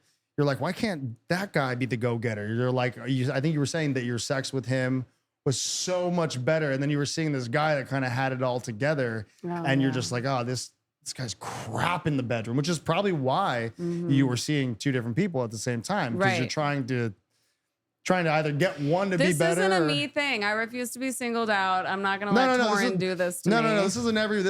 This is, hey, y'all are like this. Everybody out here is similar. If you're seeing a lot of people, sometimes you're probably trying to like find the one that's the balance of it all. And it's tough. Yeah. It's tough, but yeah, it's like, I don't know. I don't think girls that are bums though are good at the sex stuff as much as guys that are bums. You know what I mean? Girls that are that report does not come. I think that women that have multiple personality disorder are the best in bed for sure. I think like the crazier the person, like if they're mentally ill, it's going to be like the best sex of your life. I don't know. I don't think any mental angst is tolerable for pussy. Angst? Any problems that you're going to get from somebody via their brain and their life, there is no sex in the world. I can be by my fucking self. I've gone times without having sex for months, and I've just been like, oh, everything's so damn peaceful. You know, there's no. I'm just saying, the guy that Sabrina's dating right now, Yeah. he's trouble. Which Sabrina are we talking about? Carpenter. Oh, the actor Barry something. Yeah. Barry. He's trouble. He's trouble. Yeah. He's been to jail. I mean, he murdered a whole family that was rich that was just trying to help him out. And He did? what is it, Saltburn? I'm joking. Well, but he's been to jail. Yeah.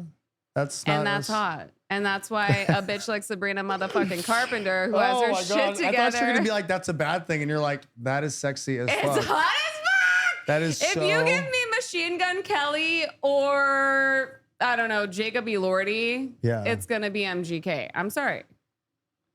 Yeah, that's crazy. You think I want Jacob, or is that his name, Jacob Elordi from the tall guy? Yeah. I mean, Rochelle, yes, give it to me. No, you want MGK throwing a bottle and be like, "Fuck you, bitch." Yeah, I mean, and then turn around. That's in one of my songs. I think women want tattoos, adventure, and some danger, but they also need you to be able to fucking be a real one. Yeah, you gotta be able to see me, love me, hear me. Right, you gotta look the part.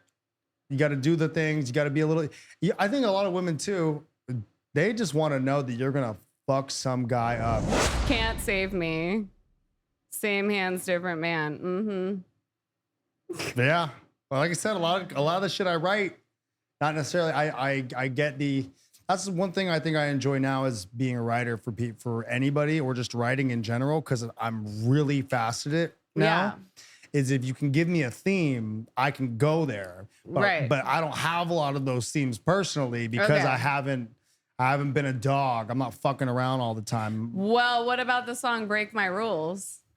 Break Your Rules is about doing anything that is not your typical grind in order to get where you just got to do that. You just got to handle your shit.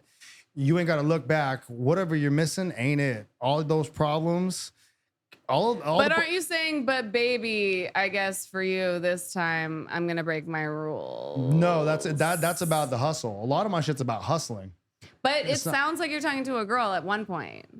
Oh, I was talking about, I think the second verse is, thought I had it, guess I don't. I'm too dramatic with some tragic habits. I'm half an addict for a line of hope. I did her wrong and she did my throat. That is about that, but the idea is bigger of just you have to break your rules sometimes to get where you need to go to do some. Hey, maybe I should go over and talk to that girl. Maybe I need to go to that place. Maybe you go to sleep at 11 p.m. Maybe you need to be up till fucking 4 a.m. out and about here in Hollywood doing your thing. And you're like, I'm supposed to be home. Nah, you want this life? You're going to break some of your rules. You need to go to that club. You need to go, I don't really like wearing these clothes. Shut the fuck up. Wear that dress. Look like that. Get the tattoo. Break all your rules.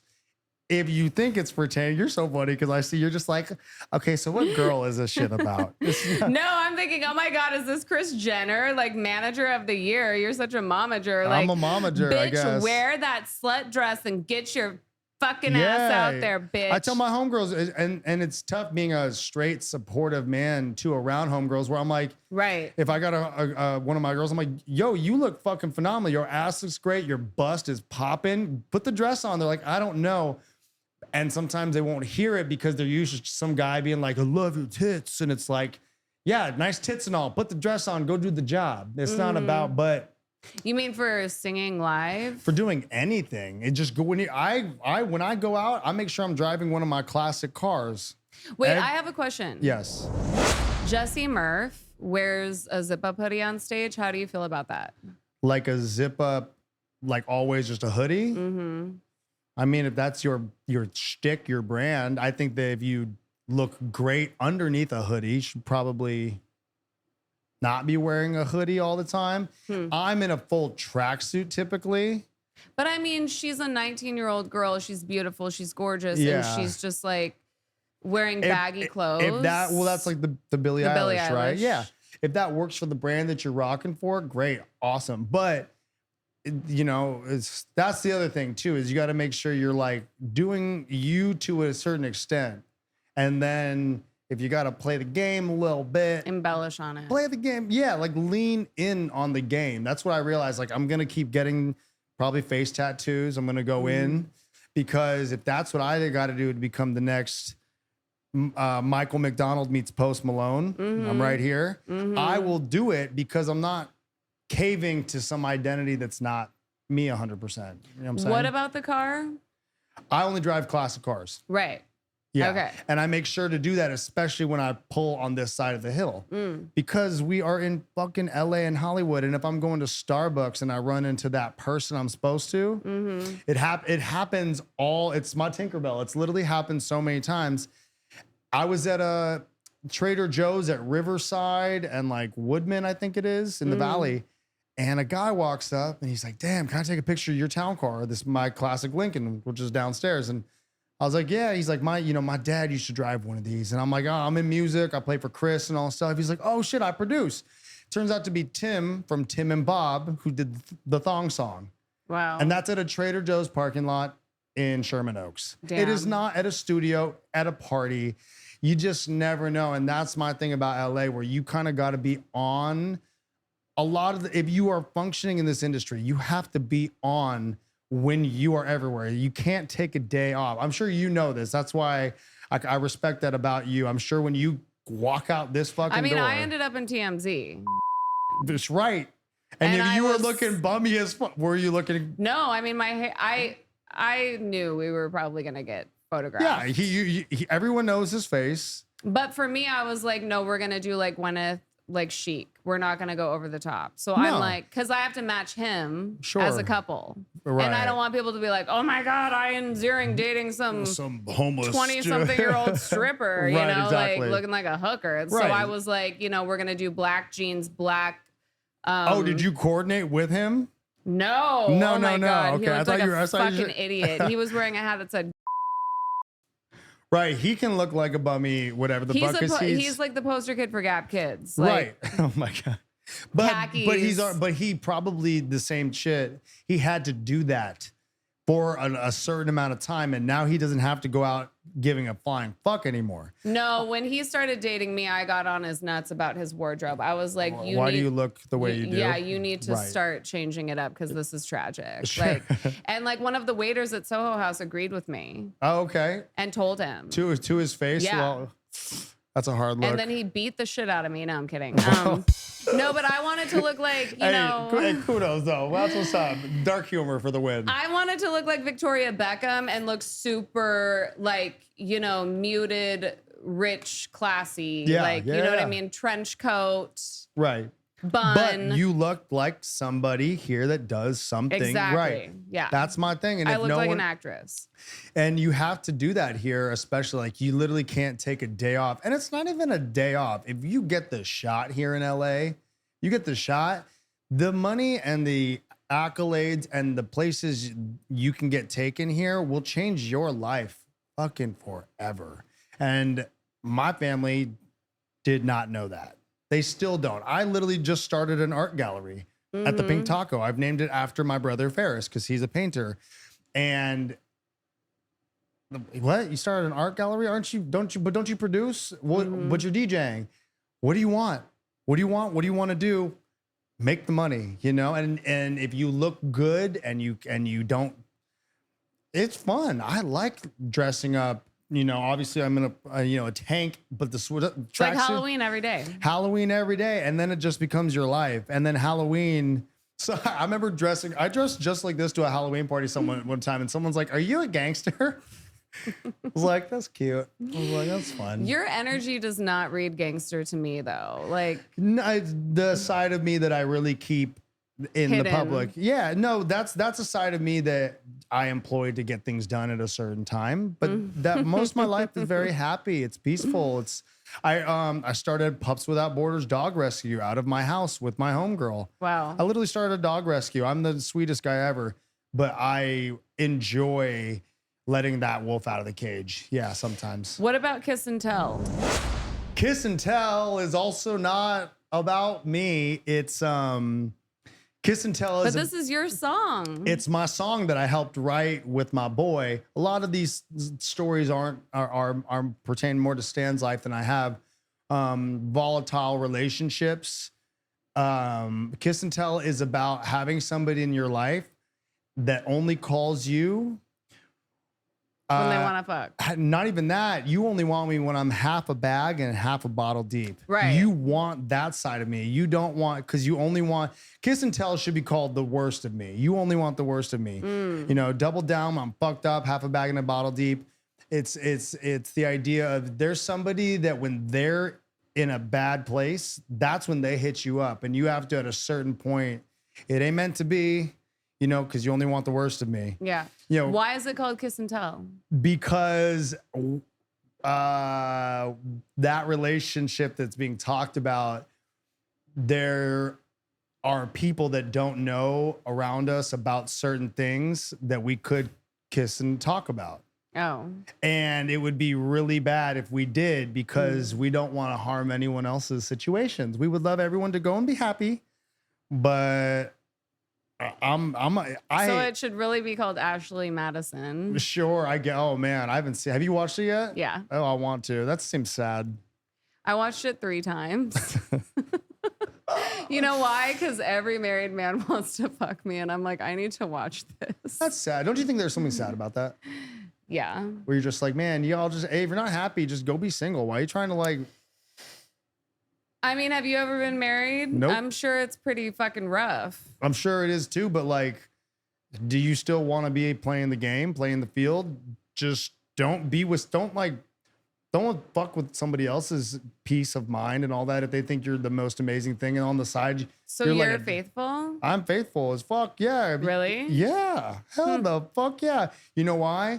Because the reason I have a really bad side of me was also because one of my best friends when I was younger, and the whole community of a restaurant I had gotten my girlfriend a job at knew that they were fooling around.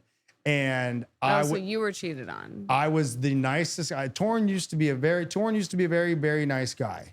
And I had said one day I think I was 19 and one of my older homegirls was like 30 or 31. And I had said, I think X, Y, and Z. And she goes, oh, you know. And I say, oh, you knew. Oh, do all of you know? Wow. And that's when I had to go find jujitsu. My boy was like, hey, you look a little upset. I was a rock climber at the time. I'm like $185 now, and I was like 205. I was a bigger guy. Yeah. And I'm like, you guys choke people for fun here? Like jujitsu, you're just, oh. No, do you know who lives at the top of this building? I'd love to know. Egan Machado of the Machado Brothers. Yo, no shit. Whoa, you could. Do you want to meet him after this? Yes, I would love to meet Egan Machado after this. Okay. I'm going to text you right now, Egan. Yeah, but Kiss and Tell is all about, I think that's where this question had started. Kiss and Tell is all about the idea of preserving the peace of everybody else around you, even though you could destroy it, and realizing you're just not supposed to have certain but women like I don't men. get it. So if you aren't allowed to tell, then you're the one doing No, you're allowed. If you listen to the song, you can hear the names that I say in the second verse of, if you're listening to the song and you know me and the homie, you can hear some things. What did you do, Torin? What is this about? I didn't do anything. It's not my situation. I helped write. Oh, so he was cheating. He wasn't even. It was an affair. It was not an affair. It was there. It was. No, you guys. there's no affair. TMZ. Then how would no, people get hurt? I have to tell you off camera. You have to listen. There's breadcrumbs in the song about where people can hear, where they're gonna hear. You might hear You might hear this song in a friend's car of ours, and if you're listening hard enough, you're gonna be like, "Wait a second, what are y'all talking about? Wait, did you just say what I think you said?" Hey, Egan, it's Rochelle. I have a famous musician here that wants to meet you. So sweet. Let me so know sweet to me. if you're free, like around 5:45. Thank you.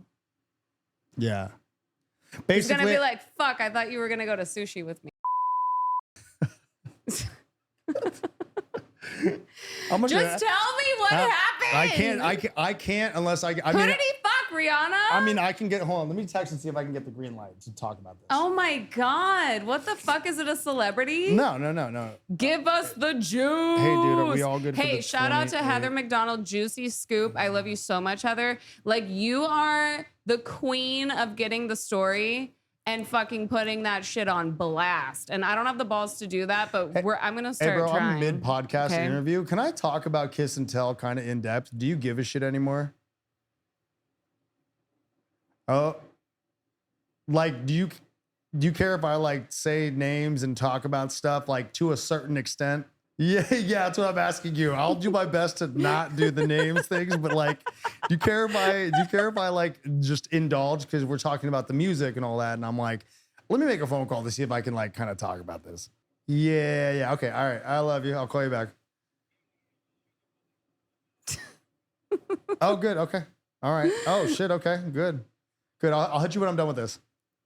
Bye. All right, so basically, that's how good of a friend I am. You know what I'm saying? I gotta make sure I can talk about shit. Basically, I just love we're recording this whole process. yeah. He had an ex that unfortunately she's probably a great person. Overall, but most likely. Yeah, but you know when it's just like certain people, you're just like, ooh, you guys together, not the bag. You and so, wow, beautiful. Y'all do your thing. And at the time, she was only hitting him up when she was in a bad space, but when they were in a good space, she would never call him. And so what I had learned is that she was still seeing somebody new that's very close to me and still calling the homie. So I'm a kiss and tell on the both of us halfway back through hell, but all of it was worth it. I learned a thing or two, like, you know, all about my worst side. The problem is you want me, but only when I'm that guy. And I was there for my boy to see this. I had to be there for him. I'm just having a hard time believing that you and all of your hot friends are just these faithful Mother Teresa ass. Pussy is the easiest thing to obtain if you look a certain way. Why do that? Why don't you go? Because that's what boys do. So that's what boys do. That's not what men do. Wow. So how long have you been in this relationship? 3 years. And you've never, ever. I'm a solid ace in the hole. Really? Yeah.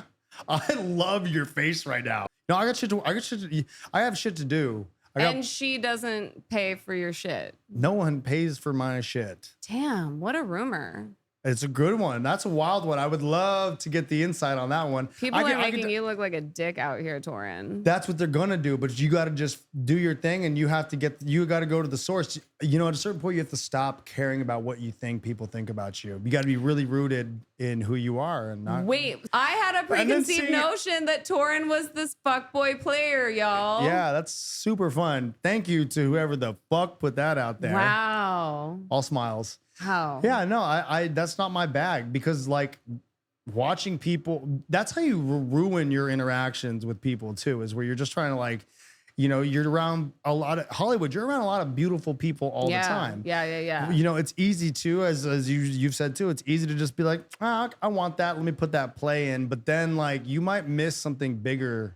Absolutely. You know, in the grand scheme of things, this hair is crazy. I'm always like, angels, please get my mind off of this poor dick so that I can bring in the rich dick and like for my highest good. No, there's a lot of, I roll with some really good men. I like good men. I don't roll with boys no more. Like, right. And if one of my dudes is acting like a boy, all right, well, let's clean this shit up. Let's find out what's going on. I want a man that can teach me how to invest and make money. Oh, I have that man for you, but he's not the man that the date. Yeah. No, but no, he is the man to date. He's just off the menu. Yeah. Right. But he's a real one, and I bet. Well, maybe I can learn from you guys and completely just not be attracted to any of you. Yes, that's 1,000% possible. It's you know, it's having, I always tell my guy friends too, I'm like, dude, have very sexy, attractive, knowledgeable, capable women around you. You know why? Because the world gravitates towards those type of beings. And they also just want really good guys around them too. It's like, if you're gonna use us, at least help us make money. Sure. Yeah. I mean, is that like a girl's famous last words before a pimp, puts her into the streets? I'm just saying, like, no, I feel like so many guys drop the ball, drop the bag because they forget, and then no one makes money. Yeah. Or just you thought, you're just trying to go for the easiest thing, getting underneath somebody, getting around them, or all that's great and sexy and fun. But at the end of the day, I want to go to an expensive dinner. That takes one of us being a fucking hustler. Mm-hmm. And if you're just fornicating all fucking day and just like going to the clubs and you're drinking all the time and you're just kind of wasting a lot of time, well, then you don't have the drive to get up and go to the gym to look good. Do you have any songs about that? Like any inspirational songs? Let me see. What are your future songs? Great is all about the basics of being great. Great is one of the new ones. It's all about the basics of being great. Yeah, all of my songs in LA is about LA changing your life. LA, the first part of the LA is, what if it all worked out? What if every single thing I said out my mouth, what if it all came true? What if every time you doubted, that's what you're supposed to do? It's a trip, I gotta say. I forgot it wasn't a race. I've done my time, stayed in one place. You are already in first place. Crazy nights, that's LA. All of my shit is about getting the bag and getting to the next level. It's not about like, oh, girl, I'm the man. I'm like, I am the man. I just want to see if you care enough to get past the predispositions. Like you said, you're like, oh, I thought you were a fucking fuckboy. Yeah. I'm sure everybody does. I'm sure a lot of people think that I tattooed my neck. I was a kid. I fucked my life up. Nah, I tattooed my neck once I got over $150,000 a year. Mm-hmm. Oh, you will never. And I'll tell you now, if it's going to be you or me, it's always going to be me. And if it's not me today because somebody is just a little higher than me in the totem pole, it's going to be me tomorrow. I'm going to find out whatever you read, wherever you've been, whatever you think you know. That's what my music and my hustle is about. It's not about having I like gold and diamonds and all that stuff too, and nice cars, but that shit only impresses people that don't make a certain amount of money a year. Maybe you should be a preacher or like start an online course for men. And that is something said a long time ago. They were like, and I have two other guys that I would definitely do it with, because I think that they're not like the guys that are like the clean cut motivational guys. Nah, I pride myself on, like, you've seen Fight Club, right? I am most men's Tyler Durden. I am most men's version of what they wish they had taken a shot on. I'm physically fit. I'm above average of intelligence. I'm extremely creatively capable. And I made all of this happen without a degree. And somebody's sitting at their fucking finance job or their marketing job, and they're like, damn, I just really wish I had become a professional bowler. But you don't have, so it's like, that's maybe you're going to get me back on that tip. It was a while ago, And it would be such great passive income, just buy my course. Here it is. Yeah. Like, there's a chick, shout out to Hot High Priestess. I love you so much. She's like making over 7 figures now a year. And it's, all the old school shit, like The Secret or, Law of Attraction. But it's new age version of it. Yeah, and she's like a witch. Like, she gives off witchy, you know what I mean? Like, she's for all the girls that are obsessed with witchy shit. Okay. And like, but it's all like, write the script. Like, what do you want? Write it down exactly what you want, and it'll happen. And my thing is, don't even write it down. Just go put it into play. The problem is seeing that, like, putting something into play. Like, for example, I have a friend, he's like, oh, I have a studio and I'm not making any money engineering. I'm like, cool. Why don't you make a list of all of the major studios in LA? Here's a hack for anybody watching this.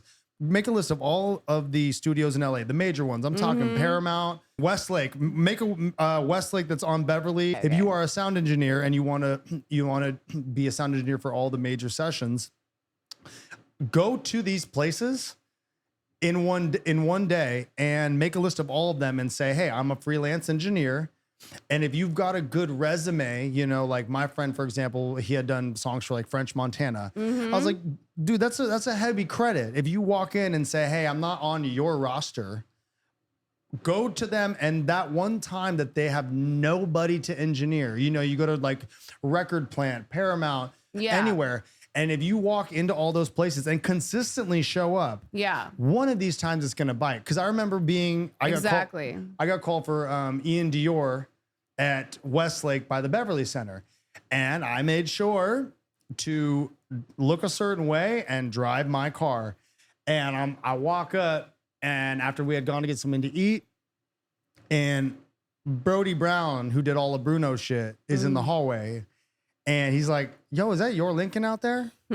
Right? Something as small as that. And I'm like, hell yeah. He's like, man, we saw you on the cameras pull up when you got here. I was wondering, who the fuck is that? And it's like, you have to just put yourself into the places that you want to be. And most people can't even do that. They just say, I'm going to go buy a new crystal. I'm going to like my manifestation crystal and all that. Don't hate on the crystals. I'm not hating on the crystals. What I'm saying is that you have to show up. You have to, but you have to show up a lot. Playing the role. You have to show up playing the role, bitch. Yeah, and dress the part, look the part, sound the part, be it. And if you don't know something, go fucking learn it on YouTube. You can literally type in how do I learn Swahili slang? There is somebody giving a fucking quick tutorial, right? You know, and it's somebody relatable, and you're just like, oh, I can learn this right now. I've done a lot of stuff like that. I remember my homie Stan, he was going to F1 to go DJ for F1 in front of the Bellagio for the races for Red Bull. He was DJing for Red Bull, and the night before he leaves, the way that the DJ deck and the computers communicate. Because they're trying to get all the systems to be able to work together, you have to download a couple things software wise. And we watched this video right before he leaves. He's tired. I'm like, hey, let's just like watch this one little last video. And he ends up having to take that knowledge, and the next day every single system was failing, and he had to go download this onto everybody's shit. And we were looking at each other when he got back like, if we didn't watch that one video, oh my God. And he got in with all of these people because he was everybody's savior. And he's not a tech guy. Yeah. He is first and foremost, he's a vocalist. Now he's a DJ, and now he plays.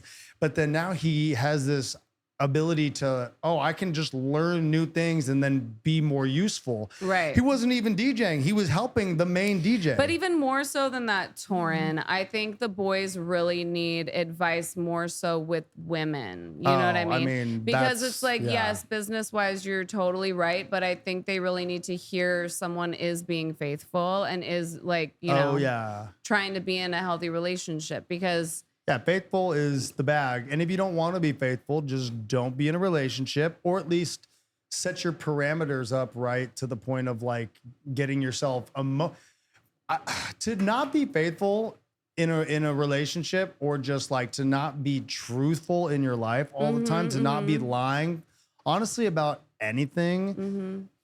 It's not that it's tough, but if you are capable of not doing those things properly, you might be a different type of person. I think we kind of call those sociopaths sometimes, because there's a lot of guys that can, there's a lot of guys and girls, I won't let everybody off the hook, where they can go see somebody and then 20 minutes later they can clean up and they can act like this isn't their third date of the day. And they could have that was my thing when dating apps were getting really big. It's like, you don't even know anymore how many times someone's been intimate in a day. They could have just left somebody's house, so they smashed in the morning. Then then they got to lunch with you, and then something happened at lunch. It's like, hey, come over for some afternoon delight. And then all of a sudden there could be one before they go out to dinner, and then at night they end up at someone's house. That could be like 4 different sessions. We're not shouting at anyone right now. Like, don't take this to heart, you guys. But if you're watching this, you know who you are. Okay? You know who you are. And that, you know what? If that is your thing, that is great. Be yourself. But be yourself and don't like emotionally fuck with people. I mean, I'm not promoting that behavior at all. I am if that's how you like to do it, but just be truthful to everybody. I have homies where they're like, I'm seeing 9 women and everyone knows that I'm seeing 9 women. I'm like, good. Okay. Then you care. Cause the thing is, when I got into the relationship I'm in, it's like, I had to make sure I could care about this person's heart. I wanted to make sure I was able to care about their heart. Because if you ain't able to care about someone's heart, you don't belong in their vagina. Right. You don't belong on top of their dick. Because, I mean, it's just as easy. I think girls catching feelings, I don't like that term. I think it's very negative. I think it's guys, you don't realize when you're sleeping with women, you're kind of sticking your dick inside of their body. And we do not get that experience. You know what I'm saying? Right. We are literally like putting something inside of you. And, in our heart. And yeah, and if your dick is long enough, you can touch the heart. You are changing their emotions, and it can happen to guys as well. I don't think it's as common. I think usually a guy that finds a really hot, beautiful, capable woman and she's like, yeah, no, that just means the guy needs to level up to be the guy she wants to stick around with. But a lot of guys don't take into account like, hey, it's just sex for you, but it's like emotionally, it is something different for women. And it's like, it only takes 3, 4, 5 sessions. And all of a sudden this girl is like, hey, I thought we had something here. And then the guy's just like, I mean, we do, but like, I got something with her over here too. And, your girlfriend behind you. And which is like the epitome of LA. A little bit. Yeah. So we have to go meet Egan Machado right now downstairs, you guys. Let's wrap it up with a 2024 manifestation. Sure. I would like to manifest an all-female production team. I want girls producing out here. I'm going to learn how to engineer like in the next couple months here. And I want to make money. Yeah. And I think knowledge is for the world. So like I said to you, I'll teach you Pro Tools again, and I will give anybody, I wish I could just plug my brain in sometimes, like the Matrix status, just to give them anything. I will teach anybody, any instrument, any skill set, anything they want. Guys, find me. I give lessons on all this stuff. But to my close friends and anybody that just wants something, it's like, I just love, maybe that's my manifesting is I want to provide more of that. Maybe I can monetize it, but still continue to be that guy, you know, where it's like be the that motivates people to learn, to motivate people to become something that you don't think you're even possible of being at all. You know, really, that's so hard for people to be like, I wish I was just this, or I wish I was more of this. It's like, just be more of that and every day. And then hopefully you have the right people around you to further that when they see, they're like, oh, you kind of a badass. Because that's the one thing in LA I've realized is that no one wants to help you until you're at a certain point. Yeah. And then I don't want the help no more. I wanted you to. But even then, you know, it's just tricky. Yeah. And I went so many different directions with some of your questions. My apologies. It's no, it's so we'll beautiful. Have to do a part 2 of this. We have to do a part 2. Follow Torin on Spotify, you guys. Listen to all of his music. What's coming out? I mean, I'm going the distance. I'll be on stage at Coachella next season. I promise that. But if you're in town, come to Ferris Art Gallery. It's inside the Pink Taco. It's every Friday from 8 to 12. And I'll be DJing some of my people. Come meet and greet. Be there. I appreciate that. I know. And, you know, it takes the right people to get the event popping. But I'm literally creating an art gallery out of scratch. And that's not my thing. Anything you want, guys. Boys, if you want to take me on a date, take me Friday night to Pink Taco, the new art gallery. You might get some Pink Taco after your Pink Taco. You ain't getting shit, but you can take me on a date. Well, love you, girl. I appreciate you having me on. Thanks. Love you too. You guys give yourself a hug, journal, do something that makes you happy today. We love you so much. We'll see you later. Bye. Bye.